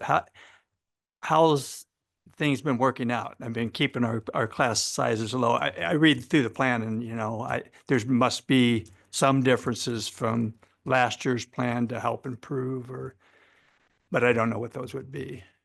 And I'm not trying to put you on the spot.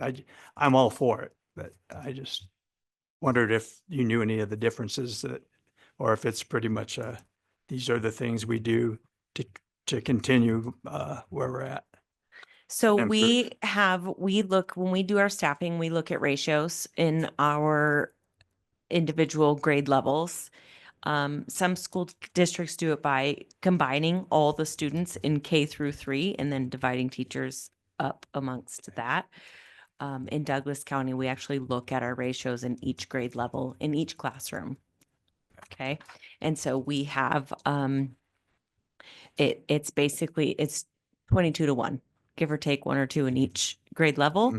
But that's the ratio we try to stick to.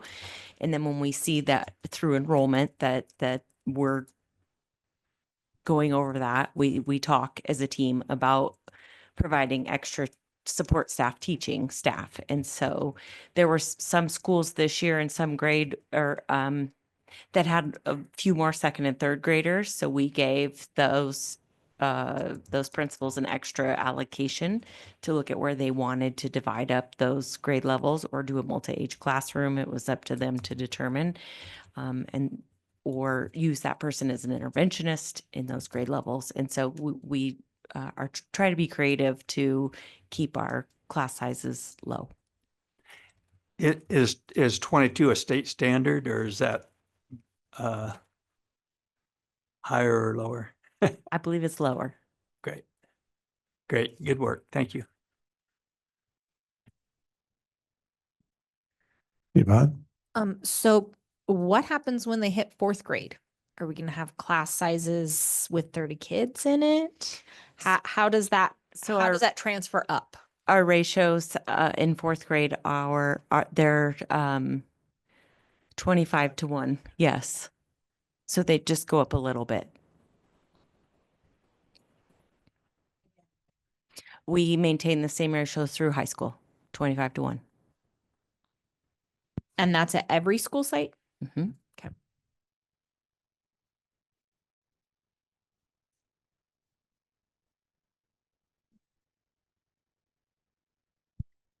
I think that's amazing because my wife did 2nd grade and it was 30 kids in California. So I think that's amazing if we can do that.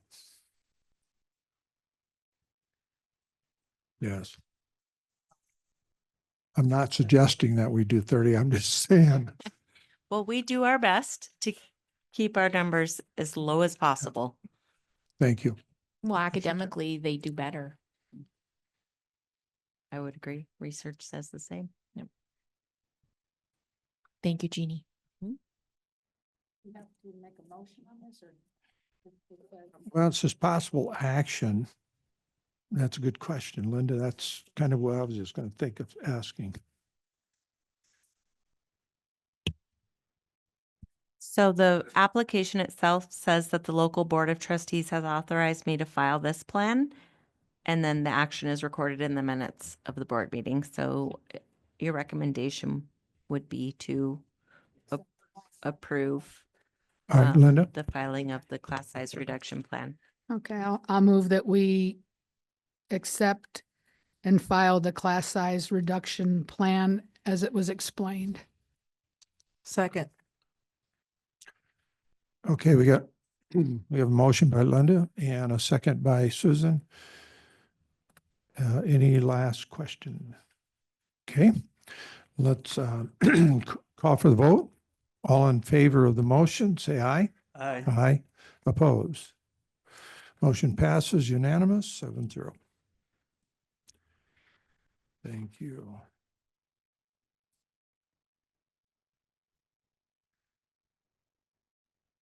Okay, number 11, designation of position as critical shortage need, discussion for possible action.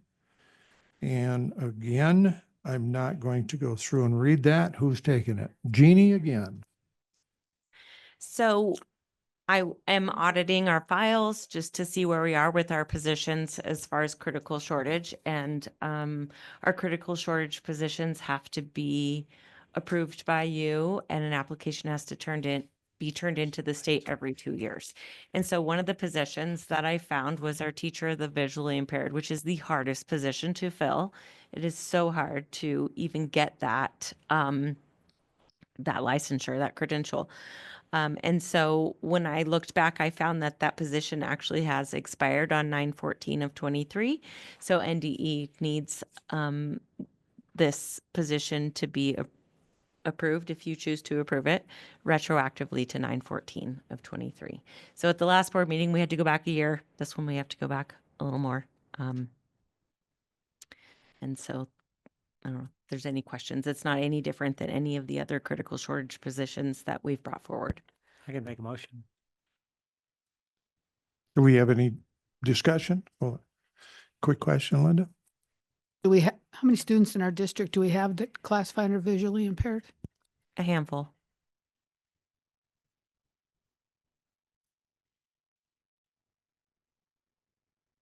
Melissa Rains is our teacher of the visually impaired.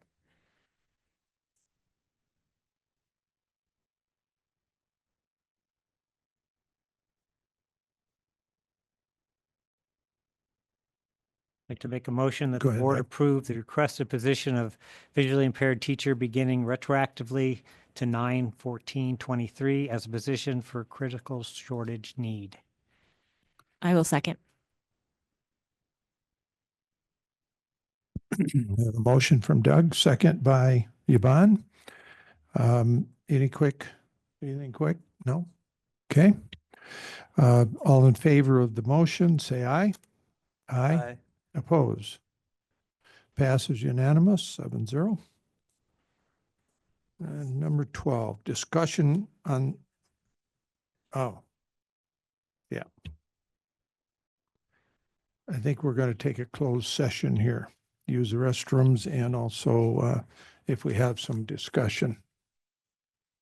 Okay, I'll make a motion that we move to closed session. Second. okay. We got to vote. Do we? Okay, we have a motion and a second. All in favor of closed session, say aye. Aye. Opposed. Unanimous.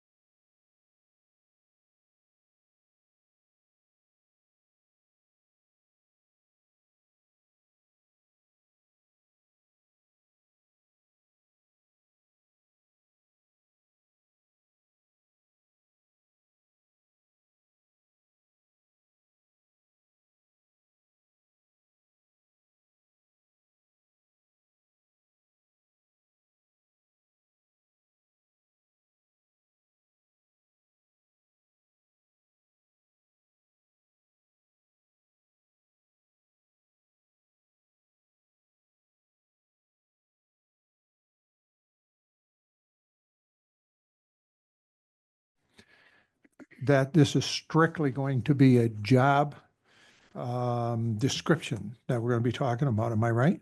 What else? No, we're not talking about the job description in this item. Okay, Yeah, we're just having a discussion on whether the district needs in-house legal counsel, the scope of work that would be assigned to in-house legal counsel, and also the implications for our budget. okay. The reason why I asked that, I want it clear, so everybody stays on that page when we talk about it, that we don't drift off from other points, okay? So, do you have anything you want to say, start with, or? Yeah, I can open this up and then the Okay. board can continue the discussion. So just if you guys recall, it's either a meeting, I think it was a meeting ago, trustee Wagstaff asked for a future agenda item for the trustees to consider in-house legal counsel.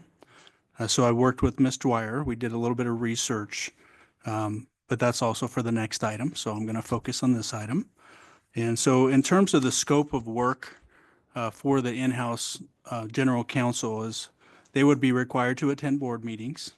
This would be a salary-based position, so there won't be an hourly bill or a retainer fee that's assigned to the district.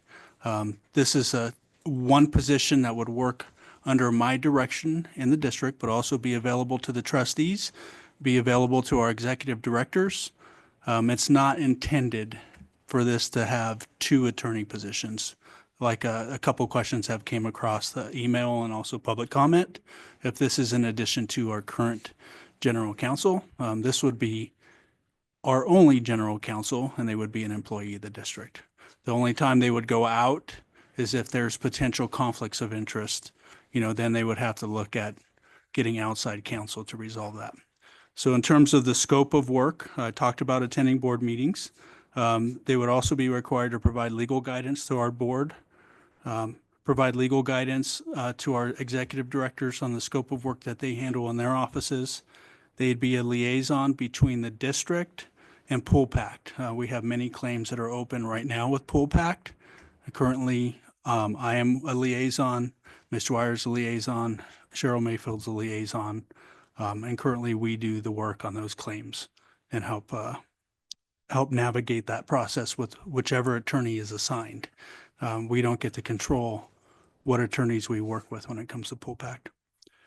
They would also focus on any insurance and liability claims that people file against the district. We would ask that they review any purchase agreements that come across, especially ones that have to do with renewal clauses.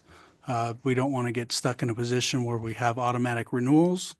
So that would be one task that they're asked to complete.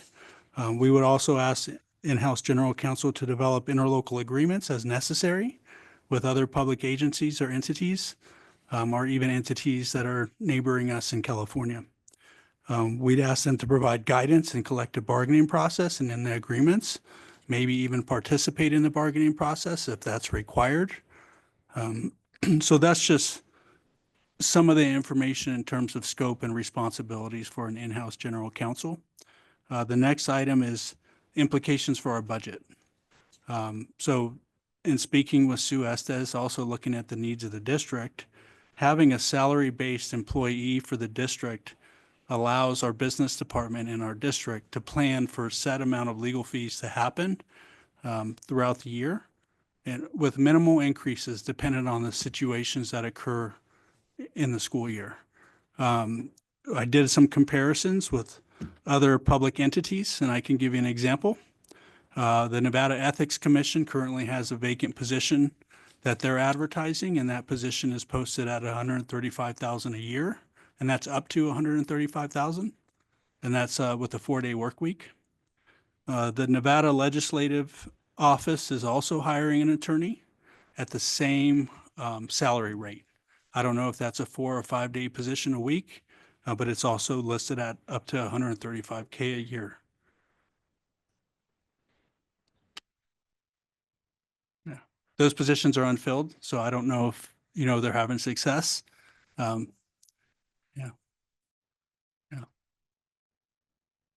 Yeah. So these are other examples and comparisons, right? Because I was asked to look at comparisons across the state, and these are right in our neighboring city of Carson City, not too far from here.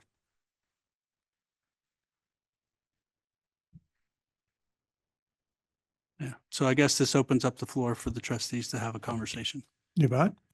What are the benefits and what are the drawbacks? Yeah, well, the benefits are that we're not set to a retainer agreement or an hourly fee for the work, right? And we have counsel that's at our disposal that we can ask questions with pretty much throughout their working time, whether it's a 4 or 5 day work week. Those details haven't been decided yet. Trustees would be able to schedule appointments to go through any legal questions that they have without any added cost. So those are the benefits. I think the setbacks are when you do have a conflict of interest and you have to hire outside counsel. But that happens up until, I guess, the writ. I don't know if that's happened in Douglas County in years past. Yeah, well, we had with the special needs, if we get a lawsuit or something like that, then yeah, we had per se outside to come in, so, and deal with that.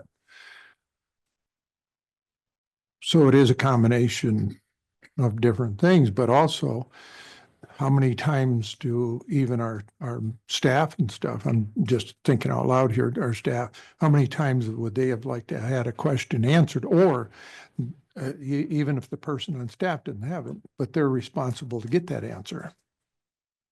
Yeah, I mean, they would be a great resource to HR, especially when we're doing internal investigations, and to give guidance on the process and how to handle the questioning aspects. of Investigations.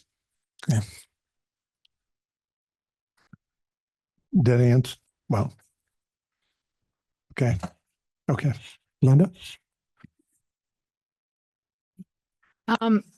The things that you listed, is that, would that be what we're looking for, what's the opposite of in-house, out of house?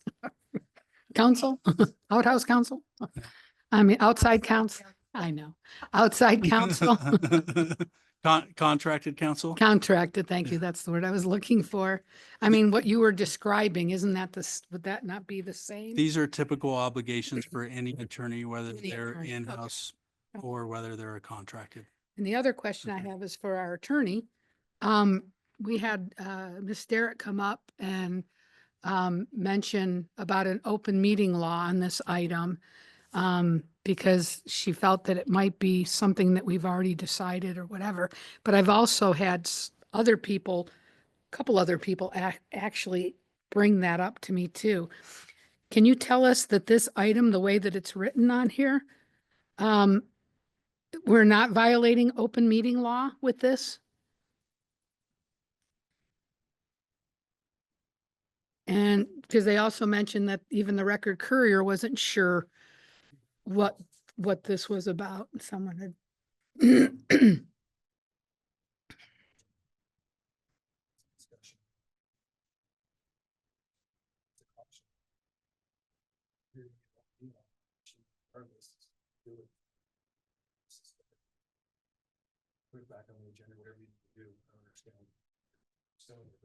What I'm saying is that Ms. Derrick came up today and mentioned about an open meeting law.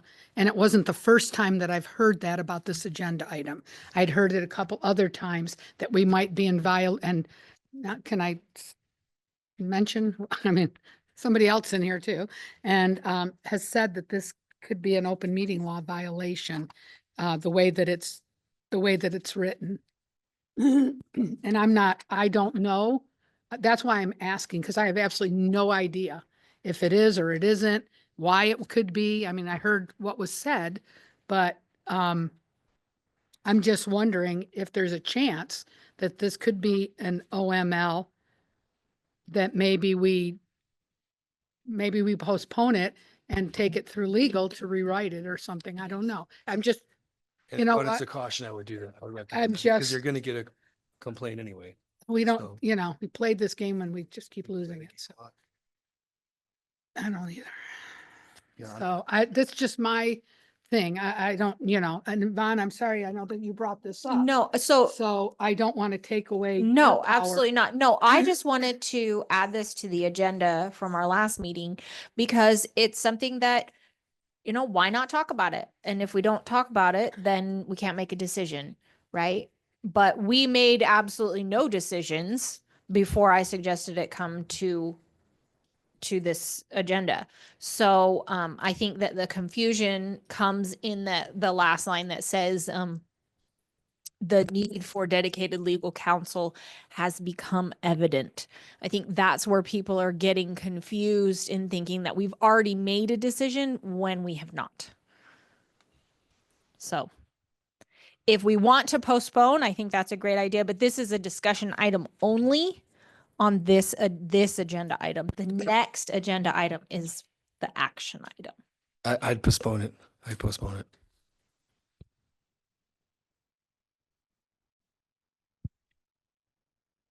Little irony here that our attorney wants us to postpone it when we're looking to do something, but I appreciate it. I'm not. why I'm doing it. I know you're not. I know. If you want I to, just it's was just trying to make a little funny. That's all. Guess it failed. Okay, under the recommendation from legal counsel, do I have a motion? I would gladly make a motion that we postpone item. No. It is for discussion only. So we don't go to so we just don't talk about it anymore. Okay. And then table 13. Do we need to make a? We don't motion, we don't do any.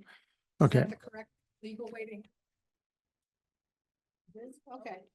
Okay. Okay, so it's postponed. All right. Number 12 is going to be postponed under legal counsel advice. Number 13, am I looking at the same thing in this one? Number 13 along with number 12? Okay. Correct? Okay. So number 12 and number 13 will be postponed. Well, we'll get clarification from legal counsel on this. Yes, it will most likely be rewritten. Okay. Moving on. Yeah, 12 and 13 will be postponed. And for clarification, postpone recommendation of legal counsel. Pretty short, sweet. Okay, we'll go on to number 14. I know somebody's been waiting the whole meeting for this. Number 14, student representative report. It's all yours. Okay, thank you. First and foremost, I want to talk about Aspire Academy because they've been having a rough week from what I've heard. And I just want to bring out some like hopeful thoughts and prayers just for positivity to go their way. Okay, so first I'm going to talk about just some school updates, and then I'm going to talk about a really important thing that I think we should all be aware of and be spreading awareness about. Okay, so first, our football team, we've taken some recent losses, but Coach Mays was named the Las Vegas Raiders Tom Flores High School Coach of the Week. And as part of the award, the Las Vegas Raiders and NFL Foundation are going to be giving $1,000 to our football team. Yeah, cool. That's pretty awesome. And then for cross country, the Douglas girls cross country team has absolutely been killing it. We won 4 major invitationals. Then in the state competition, we earned 5th place. 1 boy runner and 1 girl runner from Douglas. They both earned top 10 statewide. And then a Wattel runner placed 1st in the regional competition. And he placed 7th in the state competition. So that's really good for them too. The Douglas Spirit team was also awarded the academic state champions. So that means their average GPA was higher than all other Spirit state teams. And that ended up being a 3.97 average. Yeah, awesome, right? So they had the highest average GPA in the entire state. That was how that worked out. Then the girls golf team also been exceptional. They placed 2nd in both the regional and state tournaments. And this is the 2nd year they placed 2nd in the state tournament. Yeah. Let's see what else. The math club, I got to talk about that one because I'm in it. We advanced to the playoffs for the first time in a while, but we were eliminated. However, we recently held a huge international math competition, and we're waiting for results to come back for that one. For the first time in many years, Douglas High School will have a speech and debate team. They plan to start meeting this week. Yeah. Then our drama club is hosting a 1-act play festival this weekend on Friday the 15th and Saturday the 16th. 2 student-directed shows will be performed this Friday and Saturday. Pre-sale tickets will be $5, and at the door it'll be $10, and that's a great way to just support students and student culture and that kind of stuff. So that's this 15th and 16th at Douglas. And then HOSA, that's our club for future health professionals. So that's like students who want to be doctors and that kind of stuff. They're going to be hosting a blood drive November 26th. So we have a bunch of students who always go and donate blood because every 2 seconds someone needs blood. We have a representative coming in to come help us, and I just think that's awesome. Okay, and then I want to move on to the 2 important things I thought we needed to talk about. So I want to take a minute to talk about a wonderful program called the Angel Meal Accounts. So most of this information is coming from Haley on the school website. However, so let's take a minute to explain it. So every school has its own Angel account set up, and that's funded through donations. So the money in those accounts then goes to students in need for food. So that would be like students who have an account balance of 0 or like in the negatives. Every school has students who need meal support. Every school has students who need meal support. So every donation will help. If you would like to make donations, because for everyone in the audience too, they can be made in checks payable to DCSD SNP. That stands for Douglas County School District School Nutrition Program. Again, that's DCSD SNP. Or they can be made in cash, where they can be dropped off at a school or the program's office at 1126 Airport Road, Building B1. We're in G1 right now, right? So Building B1. Kids will learn better if they're not hungry. So this is a great way to help out kids, and it's just a very direct way of helping any kid that needs it. If you have any questions, you can contact the school nutrition program at 775-782-7613. I really hope everyone considers making a donation so kids aren't hungry and they can learn better. And then the second thing I wanted to talk about is a little bit more lighthearted, which is the Gardnerville Elementary School Veterans Day Assembly.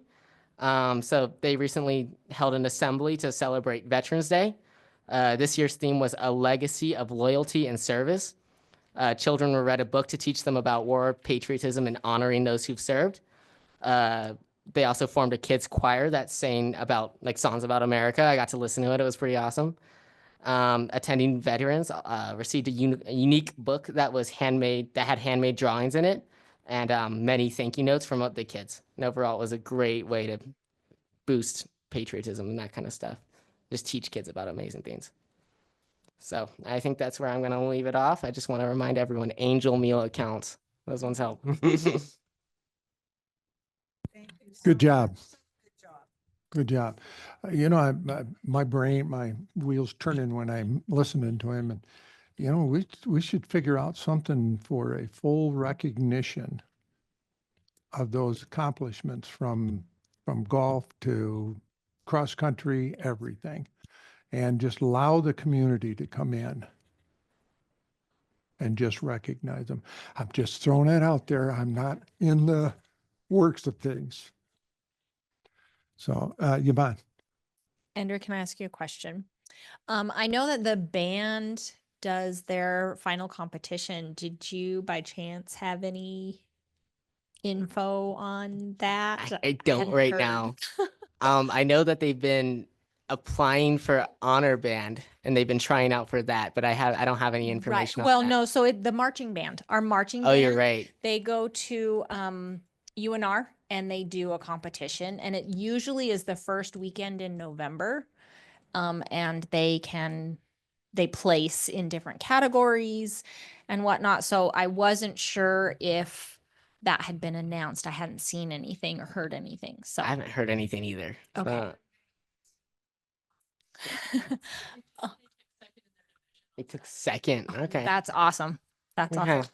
Thank you, Melinda. Thank you. Andrew. Thank Sorry you to for- put you on the spot like that.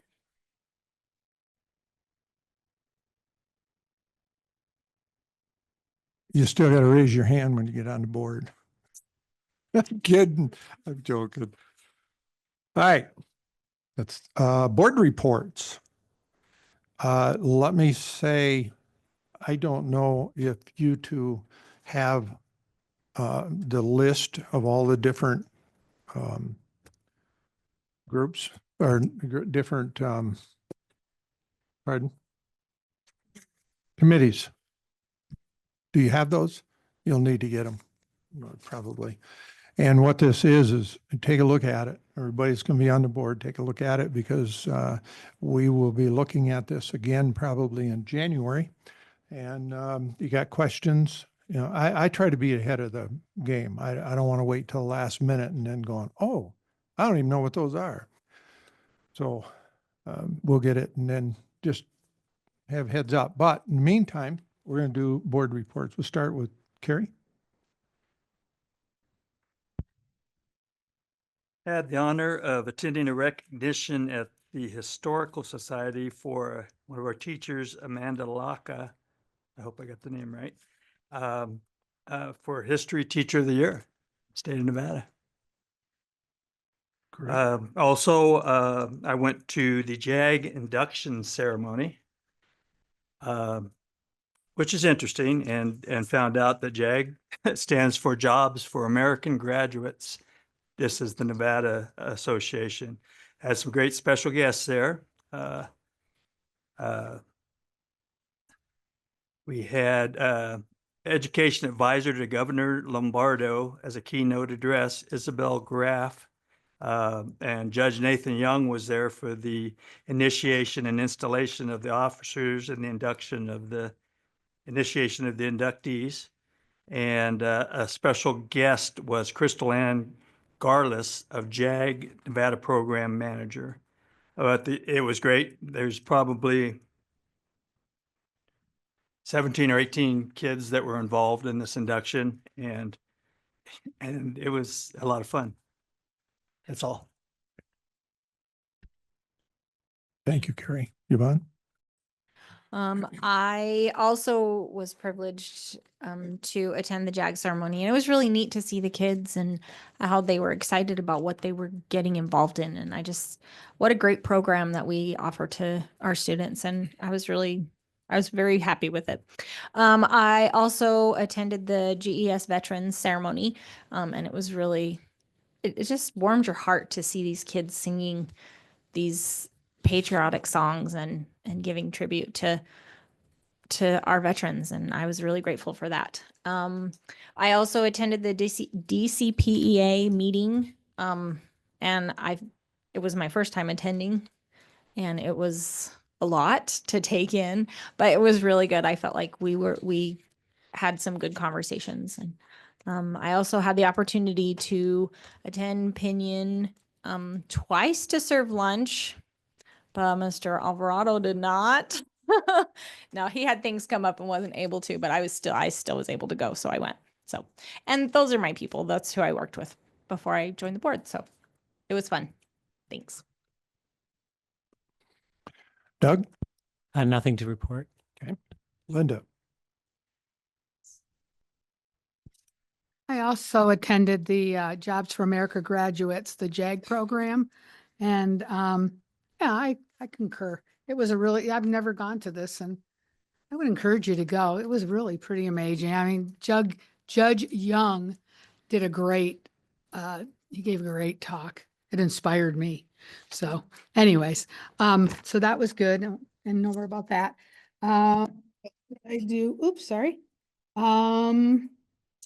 They had the grand, because I'm on the Parks and Rec board, they had a grand opening for those pickleball courts. And that was a lot of fun. They had music and food and whatever. And I have to say, I'm just going to brag a little bit, but out there they have a very large rock with a plate on it and all those that were involved, and my name's on it. So I'm so excited. I just had to say that. For 8 years on the board, and I got my name on a rock. And let's see what else. Also that day, did an expulsion, and then the attendance committee. And I have to say that, sorry, the attendance meeting that we had, and I'm sure Susie will concur and she can talk more about it, but we had 2 young people on it that were just dynamite. They gave us so much great feedback. And I wrote their name down and I took notes, and of course I couldn't find them. So maybe Susie has them. But anyways, it was, oh my gosh, it really, I felt like it pushed our needle forward with that group. The DCPEA meeting with Yvonne and a variety of people, and it was a lot, but a lot of things that we did that our superintendent talked about was about the evaluations that are coming down and the reason for them, and trying to get everyone that was there to get their schools excited and to try to get as much participation, because that's what we need, is to take a look at what teachers are looking for and how we can improve things. And the last thing was I attended a Parks and Rec meeting, And we did an update on our capital improvements, the CIP projects. And we were given a list of about 23 different things, and we get to rate them. And then the consensus. And I always keep in mind, being on this board, is what's best for our kids. I always think, I know we have a lot of things in our community, and I'm a senior and there's a lot of things going on, but I really, really care about what our parks are doing for our young people and keeping them engaged. And the number one thing that came out of this was the Cultural and Performing Arts Center to give permission to go about purchasing the Copeland building to start this. And then the second thing was Johnson Lane Park phase. I don't know, I was under the impression that building a park would be cheap, but it's not. It's very expensive. But again, we had parents come before us. They were lacrosse parents and soccer parents. I'm trying to think that's what it is. And they were saying how it's really hard to find places for our kids to do these sports because it takes up a lot of space. So we listed that as number 2. And then the last thing was this river parks that we listed as number 3. And specifically, I think it's Willow Bend or River, I don't know, one of them. Anyways, but it's across from St. Gall.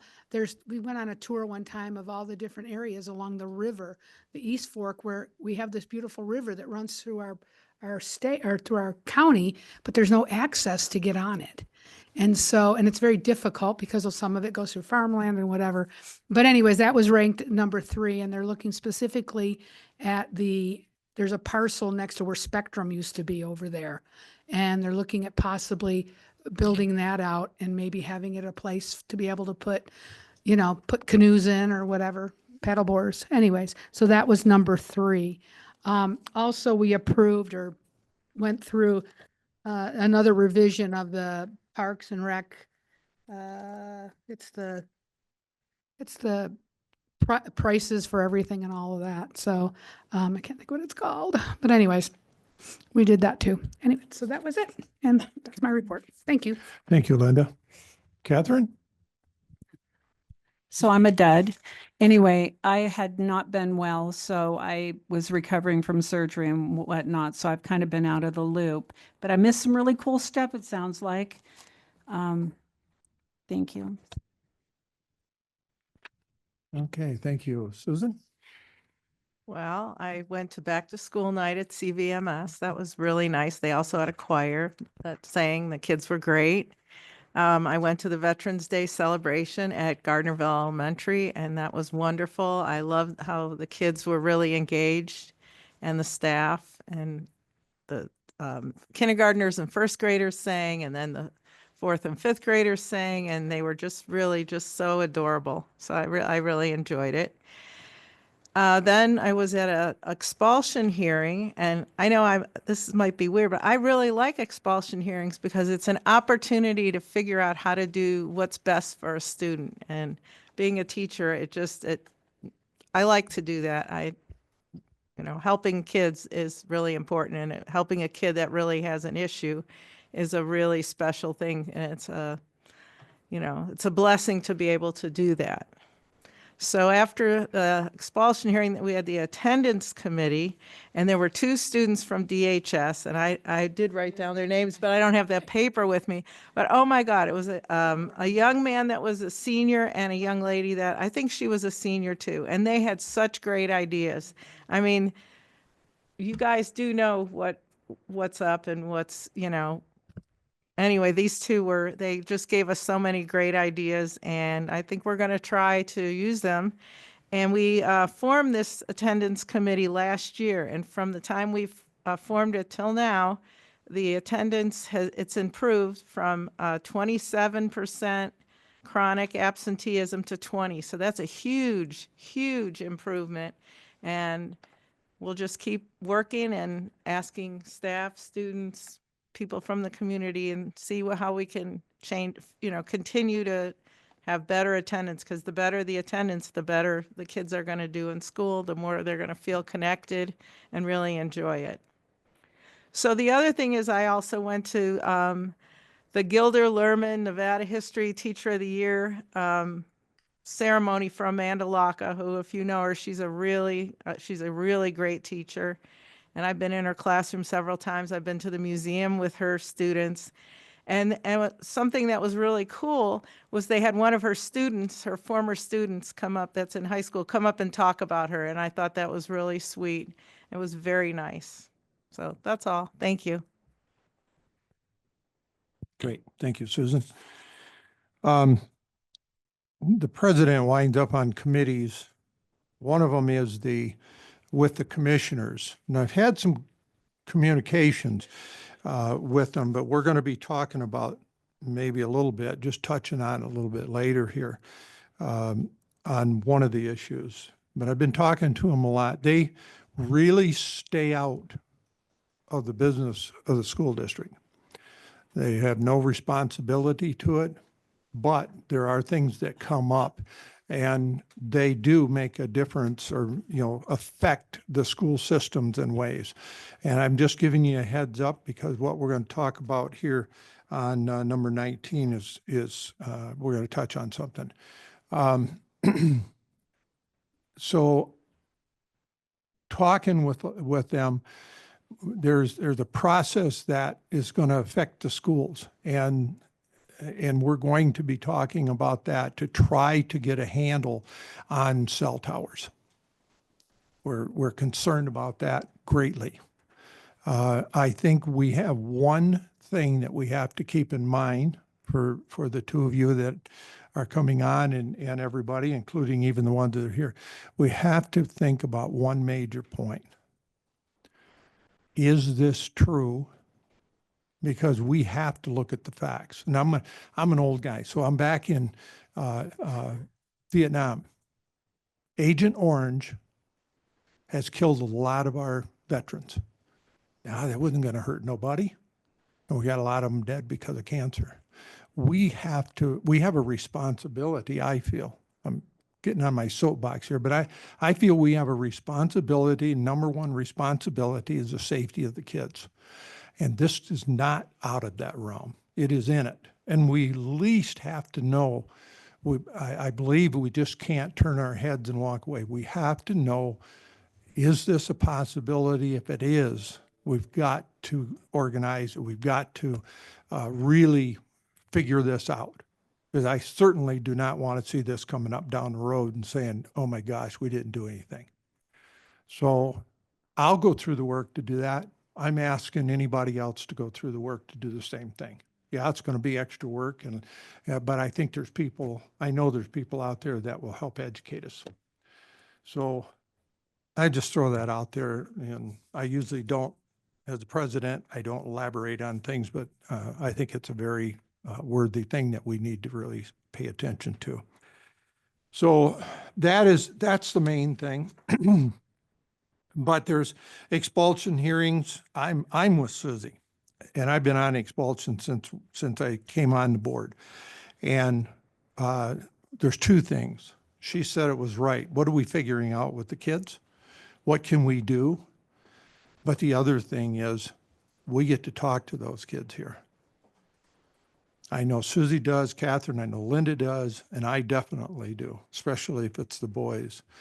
And I say, listen, you're on a Y in the road. You go one way and you can be very successful. You go the other way and I'll have to come and visit you in jail. So wake up. I'm point blank with them. I did it with my kids. Neither one of them went to jail, so that was good. So anyway, that's the expulsions. I hate them, but I also love them because we get a chance to be able to help get corrections and find out what's going on with the kids. Legislative liaison. Thank you. And that is something that's kind of ongoing. I haven't been up there to that, but I'm sure when legislation comes into session, we will be talking a lot. So that is for the president and the vice president. So whoever that's going to be. All right. That's all I have. So are we all ready to move on? We are moving on to superintendent's report. All right, thank you, Dave. So first off, I want to say thank you to Doug, Linda, and Carrie for your service on the board. Really appreciate all your time and energy. You really do this with practically no payment. You do get a small monthly stipend, so we do appreciate all the time that you put in, your dedication to kids and your dedication to the school district. I also want to say congratulations to Aaron and Melinda and also Marcus, who will be joining the board here in January. I plan on spending 7 or more hours with our newly elected board members to get them caught up so they can hit the ground running in January. We start out this Wednesday with a budget meeting, a 90-minute presentation by Sue Estes, and then the three newly elected trustees will then bounce from department to department to department to get caught up on the current happenings within the district. Pretty soon here, we have some board professional development that's going to take place. So December 5th, 6th, and 7th, we'll have the annual NASB conference up in Reno. There's also a State Board of Education input session in which they've invited me and all the trustees to attend that. So you will get a calendar invite, and you're welcome to carpool with me up to the State Board of Ed. There's also another NASB orientation and professional development scheduled on January 11th in Reno. So you guys will be kept up to date and get all that information pretty soon. Some things coming down the pipeline. Right after Thanksgiving break, we are administering the call survey. The call survey is put on by WestEd, which is a nonprofit organization that works with schools across the entire United States. There's 4 domain areas that they're going to be looking at in regards to the call survey. That's already been shared out with our teacher union. They've also scheduled an extra webinar for our teacher union to go in and take a look at the survey and everything that they're going to be asked. Our leadership team, which is all of our administrators in the district, had their presentation last Tuesday. I want to talk about our public records request. It was our intent to have a training by the Attorney General's office earlier today from 4 to 5. Unfortunately, they did not make it. We're going to follow up with them to see when a good date and time for them to provide that information to the trustees and to the public, and then reschedule. We may have to reschedule a special meeting for that, but we will try to make that after hours for everyone to participate in that process. 2 weeks ago, I went to a presentation by the Gwynn Center on pupil-centered funding plan for Nevada. What I learned is that they made a major change that took place in 2021. They provided 2 years of what they referred to as a hold harmless against districts.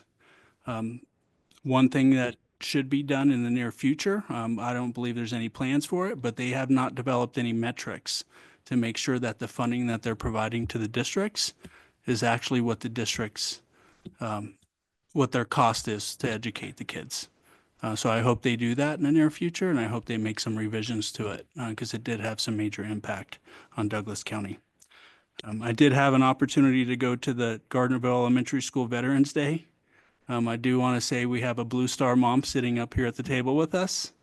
So Trustee Wagstaff, that was a great event. I mean, a way to honor your veterans, and there's many, many veterans. I believe almost every seat in the multipurpose room was taken. Definitely every seat up on the stage was taken.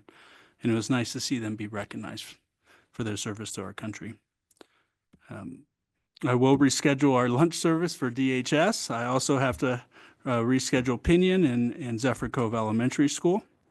I've had a lot of fun doing that this year, going in, meeting a lot of our students, meeting our kitchen staff, and then going out and interacting with the kids as they're eating lunch. It's really been a joy.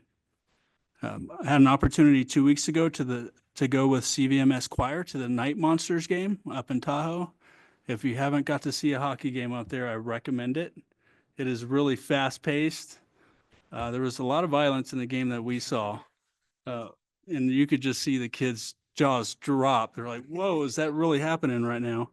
But it was a great game. Yeah, they did national anthem. There was an injury and they weren't able to come down onto the ice to do in between the periods activities. but I know they had a lot of fun.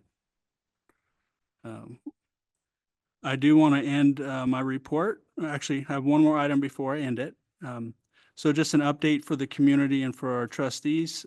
Western Nevada College is beginning steps to start a $4.3 million expansion to the Minden campus. The purpose for the expansion is so that they can add a nursing program to that campus. They're in the early planning stages. So the ground has not broken yet, but that's just something that's coming down the pipeline.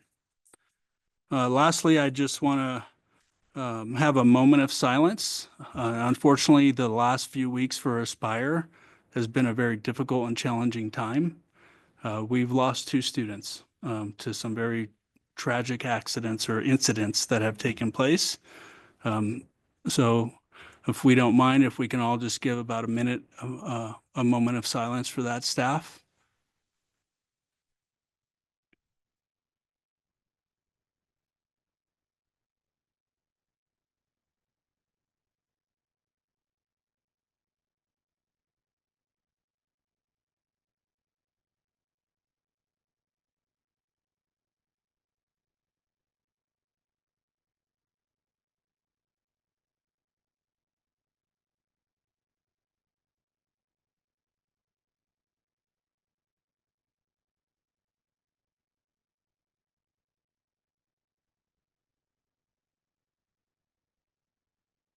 Okay, thank you. Yeah, I just sympathize and empathize with the families, our staff, our students, and our parents at Aspire. These are very, very challenging times, and I also want to extend a thank you to Gentry Hames and the team that she's brought over there for the last 2 incidents. They've been a great resource to the kids and the staff, and I know they'll get through this. Yeah. So that's what I'm going to conclude my superintendent report on. Thank you, Mr. Alvarado. Did you want to cover the donation? Okay. Yeah, so we have 4 donations. Jacks Valley Elementary received a $1,000 donation from the Elks Club for the Angel Food account. Second donation, Jacks Valley Elementary received $1,000 donation from the Tahoe Douglas Elks Lodge Angel Food account. That may be a duplicate in there. That was $2,000. No, 2 different. Oh, 2 different. okay, I wasn't familiar with the 2. Okay, third donation is a Douglas High School automotive class. Received a 1990 Honda CRX with the value of $1,500 from Michael Brerin. And then a DHS nurse's office received a wheelchair valued at $400 from Carol Demhire. So thank you for your donations. Yes. Okay, thank you. We've already been in closed sessions. We move on. Number 17, we'll go to 18, committee assignments for discussion for possible action. We're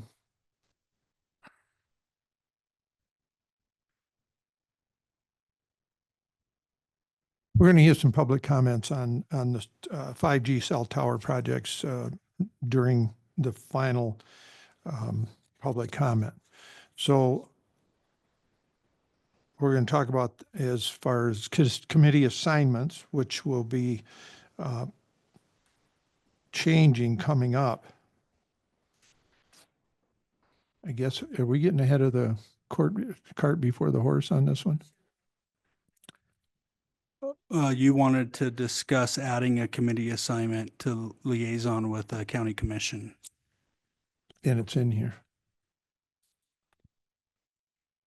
Yeah, it's the president and vice president. So I missed that completely when we were talking about that. But let's leave it on there because we're going to have to do it with the new board members. So postpone it? Sure. Okay. Yeah. Oh, good with that? Okay.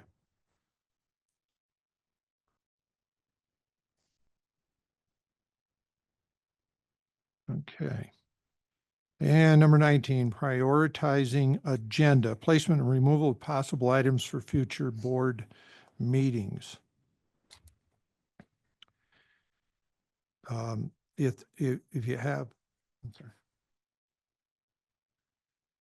Keep in mind, it's December. If it's pressing, we need to deal with it. You know, but if we don't, I don't want a long meeting in December. But if we have things we need to talk about, let's do that. Otherwise, Linda? Thank you. Thank you, President Burns. Yes, I wanted to put this on the agenda for future items because I think it's something that I'm not anticipating that we'll do this next month, but it's to, I don't know, I kind of call it setting the table for the new board to help them along after the first of the year. And what I'd like to see put on there for future agenda items is that we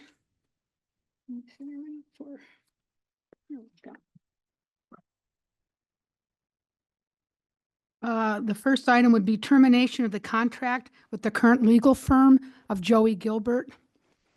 And then the second item along with that would be the superintendent would go forth to recommend applicants for the new legal counsel.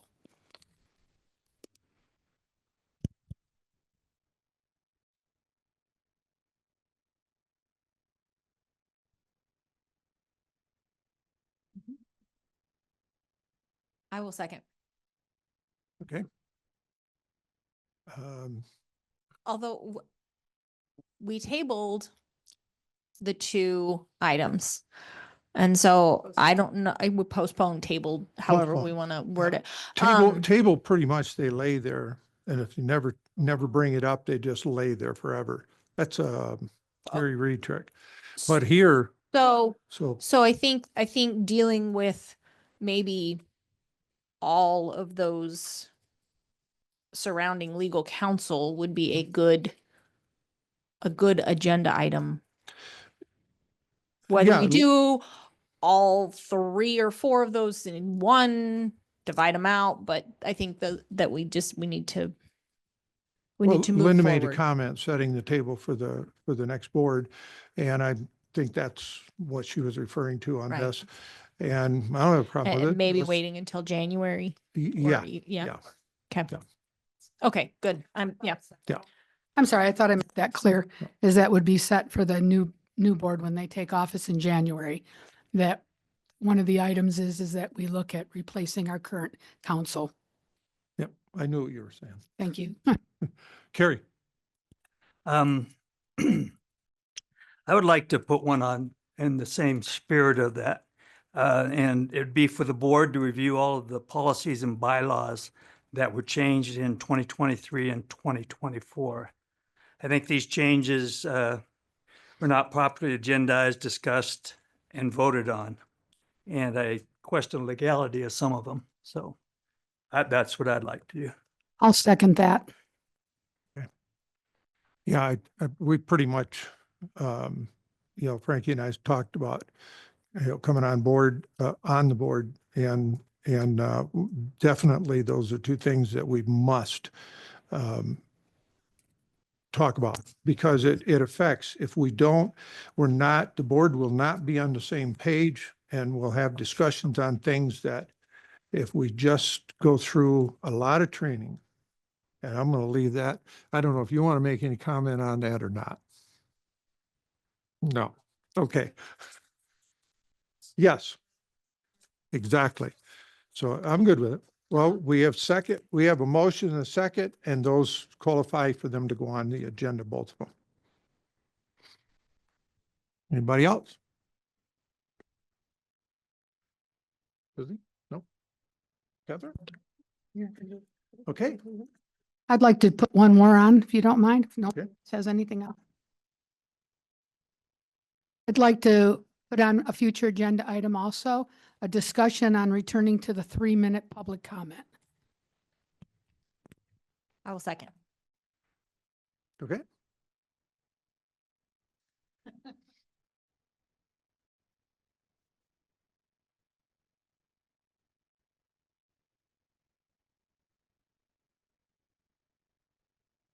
Anything else? Okay, we have 3 items to be on the future agendas? We have, we have 4? Oh, I'm sorry. Yep. And then Carrie. Carrie, Yvonne, and she made 2. Okay, 4. And those will be for future agenda. We had motions on both of them and seconds on all of them. I'm sorry, all 4. Okay. All right. That's it. We'll move on.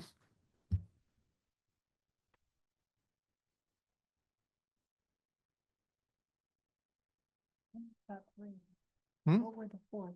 I haven't got- She had 2. Yvonne you had 1, right? I just brought up that we tabled the 2 off of the agenda from earlier and combining, because we were talking about legal counsel. And so, yes, but I think discussing legal counsel is, Carrie had one to review all the changed policies. Okay. Okay. All right. All right. For Annie's sake, do we have 3 or 4? 4. Got it. And for my sake, I'm sorry. Okay. And we're going to go to public comment. These comments from the public are invited at this time on topics that not specifically addressed elsewhere in the agenda. Sign-up sheet is provided. Individuals wish to address the board or asked to indicate their desire to speak and the topic about which they will speak. That's to start. Individuals wishing to address the board at this time will be limited to 1.5 minutes. The board is precluded from acting on items raised during public comment that are not already on the agenda. Do we have a list? All right.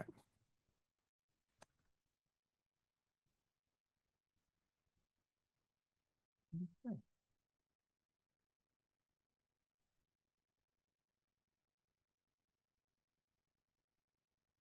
We get to start with Aaron Miller.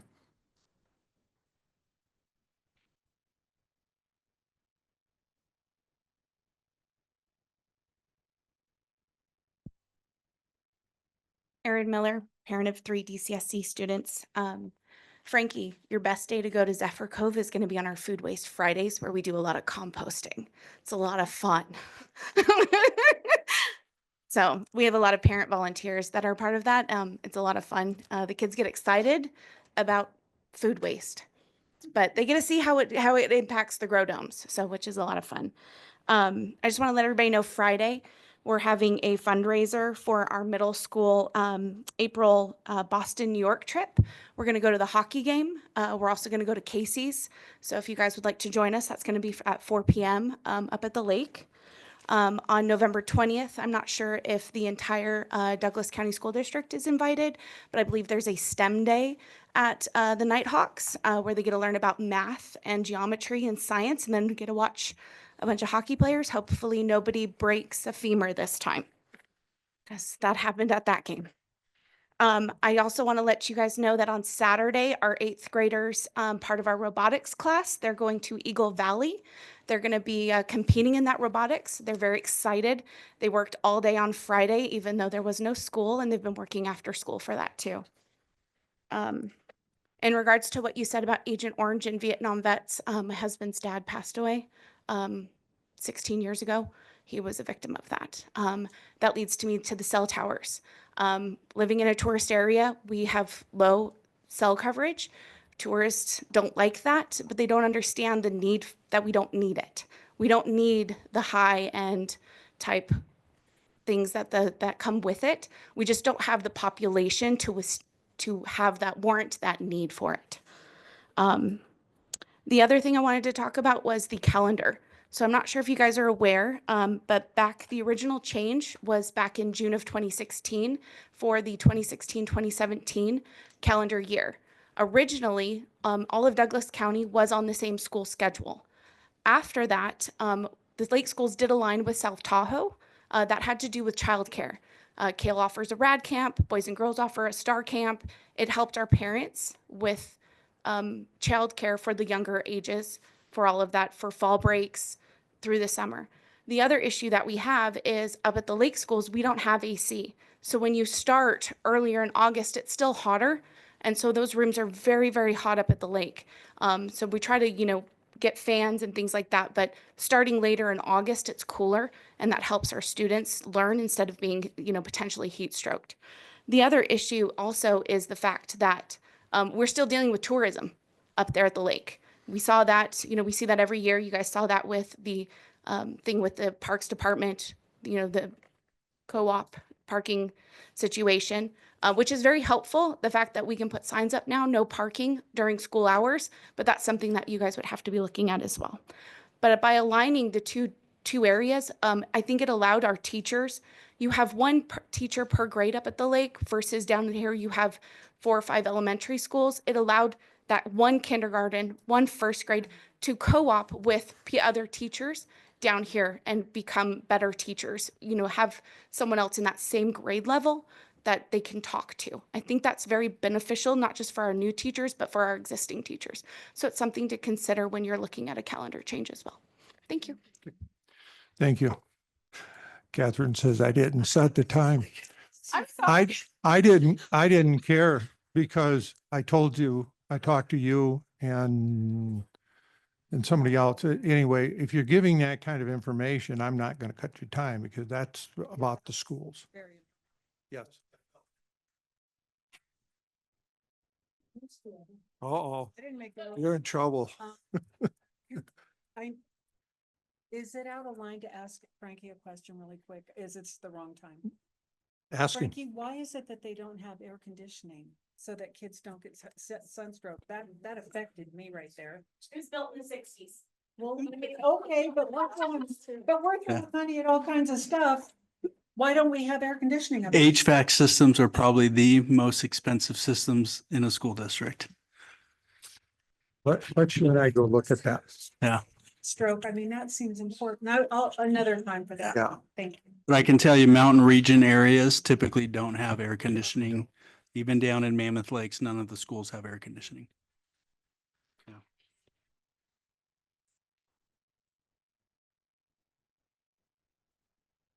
Well, Stroke, that kind of got my attention, but okay. all right. Beth Bunch. Thank you, everybody, for waiting so patiently.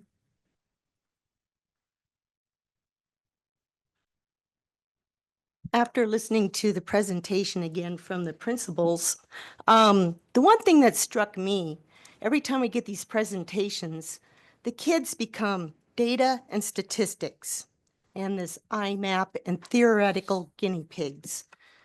We don't hear anything about them in class getting anything challenging, fulfilling, enlightening, satisfying, interesting.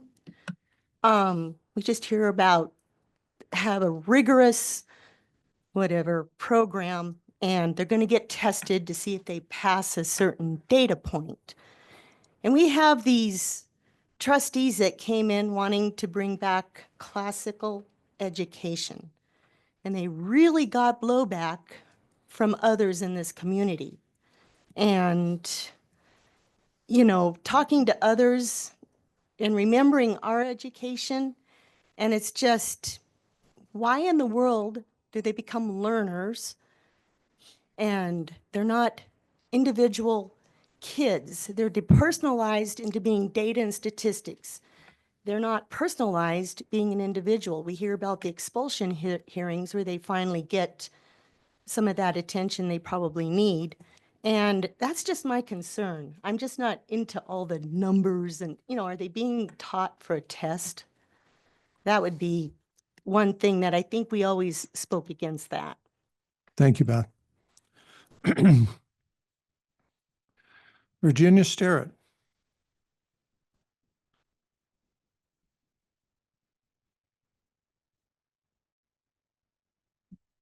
Hi. So I taught writing basically at the college, the university level, and I'm here at Western Nevada College as well. And I've thought about what happens to people today, young people who can't do cursive even. And the challenge writing must present. So I was very happy to hear the people from CC Manelli in particular talk about suddenly having a concern and really trying now to figure out ways to convey the importance of writing to the students. And I know with AI, I think this district should be having some plan put in place. I don't hear anybody talking about that.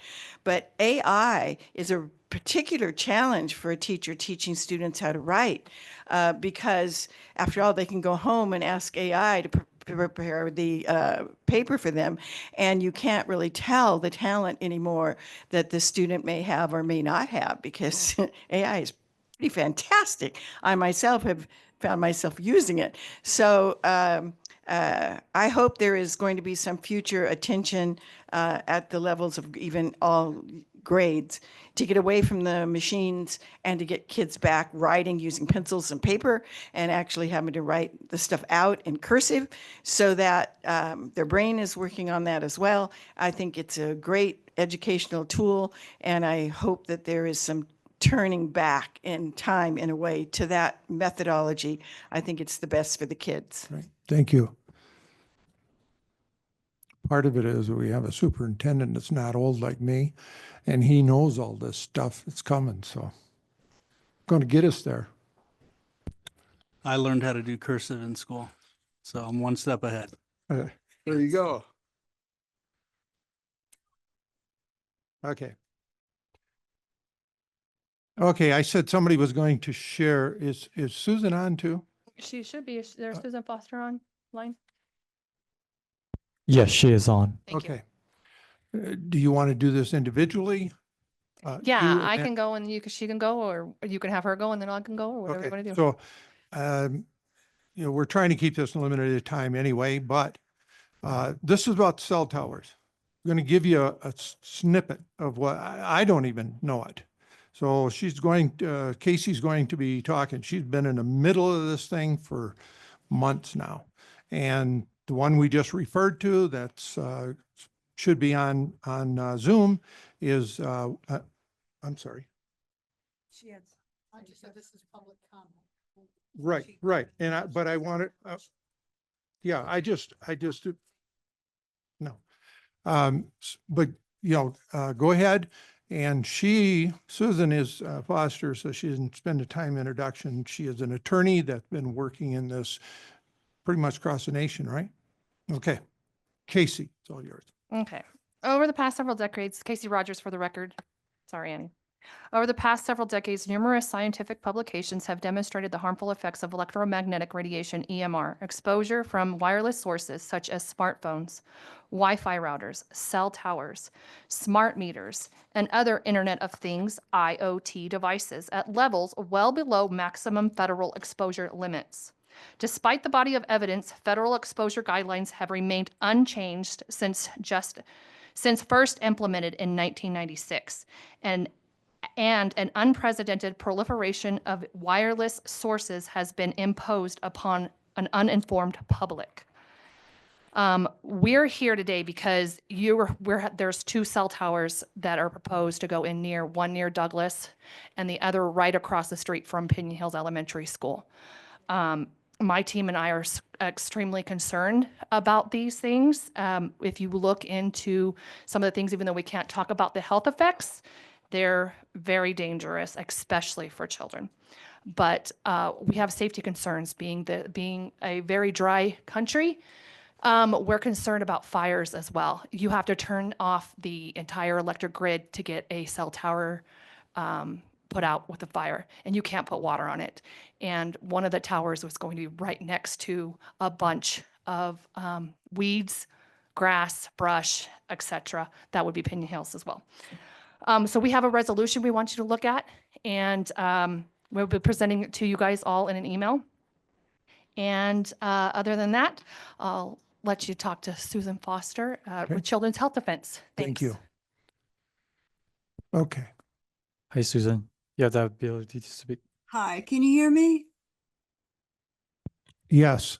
Good, thank you. Good evening. My name is Susan Foster. I am a medical writer and an honorary firefighter with the San Diego Fire Department. I am also a fire and utility consultant. I am here this evening to urge the school board to take a stand against the cell tower that is proposed for Station 6, just hundreds of feet from the elementary school. If you do not, you will be failing every single child who comes to you, not only for education, but also for safety and protection. The impact may not be realized this year, but the impact of 8 hours of radiation, 5 days a week, for these young children whose brains and bodies are developing rapidly and thus are much more vulnerable to the effects of RF radiation from cell towers is inescapable. Cell towers are also a fire risk.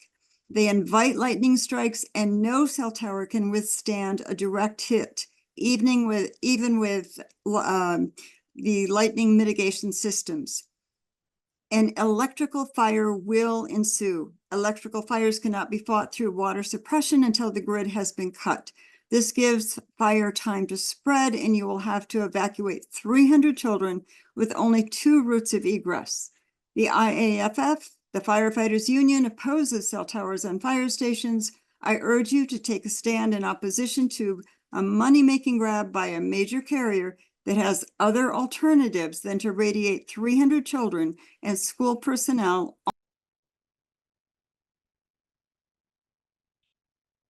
Okay, thank you, Susan.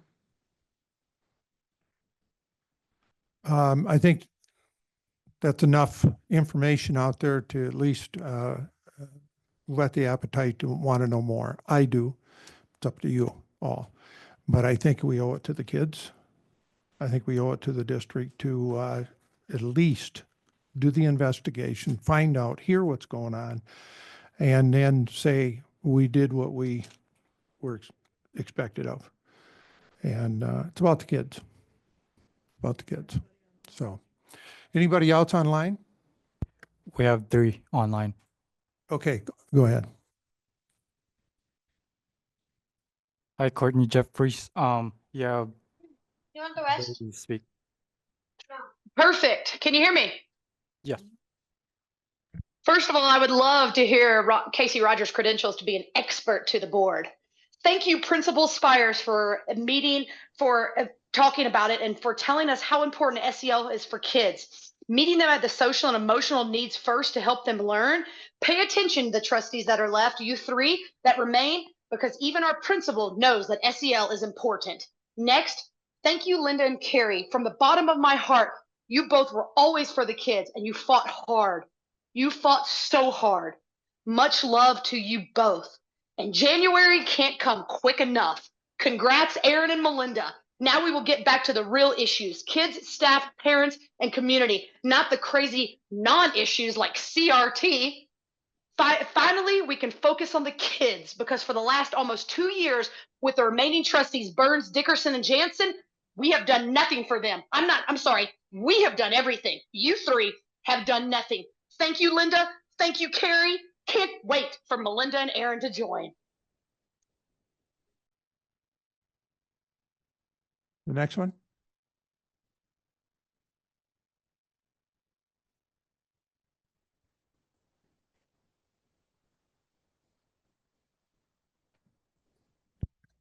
Hi, Courtney at Love Tractor 3. Please state your name and you have the ability to speak. Colin Burrows for the record. I want to extend my gratitude to Linda and Carrie for their dedicated service to our community, for consistently standing up for our students, parents, and teachers over the past 2 years. Alongside Yvonne, you represented a voice of reason and common sense amongst a board majority that seemed more focused on politics than the welfare of our children. Congratulations to Yvonne, Mark, Melinda, and Aaron on the recent election victories. It's encouraging to see individuals who are parents, engaged with schools, and active in our community stepping into these roles. Superintendent Alvarado must have been elated to see the huge positive shift in morale among teachers and staff from the election. Seeing Melinda and Aaron elected by such a strong majority speaks volumes about the community desire for change. And thank you to We Deserve a Better Board Group and Marty Swisher for their efforts in educating the public about the actions of the current board majority. Joey Gilbert, thanks for showing up late and not being prepared for the meeting. You should have been prepared to give input on item 12 and 13. I'm sure you'll still charge us for that anyhow.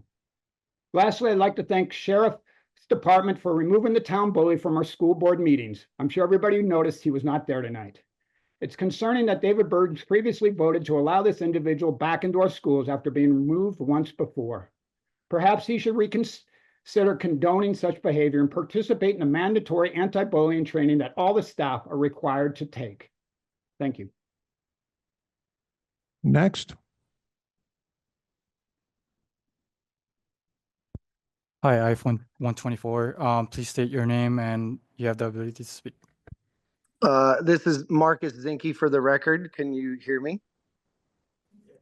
Yes. Very good. So I'd just like to point out the irony that the perennial anti-masker is against cell phone towers. That's just unbelievable to me. Also that she's recognized as an expert, as just a parent doing some research. I think it was handed down pretty well at the town of Minden meeting that the cell phones in these children's pockets hold a significant risk compared to the towers around our town. Certainly we should do some due diligence, and I'm not stating otherwise, but I think that was already done at the town of Minden meeting when they did their due diligence, and for the board, the school board, to do the same seems redundant, if even not part of our jurisdiction. That would be maybe more the towns and the county. So I'm not sure how we are deciding as a board who is an expert and who's supposed to be up there, given either the recognition as such or more time. Certainly she wasn't given more time, but I'm not understanding sometimes the way that this board operates with what seems to be maybe favorites or a predetermined speech by a public comment request. Thank you. Any more? No more. Okay. Done with public comment. Mr. Burns, right here. Yes. Mr. Okay. Burns.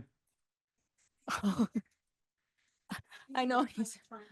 Oh, I didn't I'm know sorry. you had raised your hand either. Sorry. Yvonne. Just as a parent, I just want to say that our Douglas Dynamics are headed for New York City. Next Friday night we leave. We are performing, not we, my daughter, the Dynamics choir. They're performing at Carnegie Hall on Tuesday, the 26th. Cool. So I will have a report for you. Are when it you comes going out. there? Yes, we are. I am going to watch my I'm daughter. jealous. Absolutely. So it's just a really neat opportunity. Our students were actually invited. Our students were invited to go sing. Eric Whitaker is a world-renowned composer and choral conductor, and he graduated from Douglas High. That. Yeah. Great. Great. Thank you. Sorry, I didn't recognize you. You always throw something at me.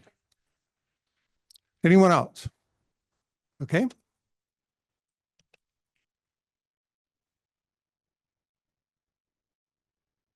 Leslie Hokinson for the record. I just want to thank Frankie Alvarado for having David Seat served a no trespass for future school board meetings and for suggesting that extra meetings be held at 4 o'clock when parents and teachers can attend these special meetings. Thank you very much. Anyone else? Okay. Meeting adjourned.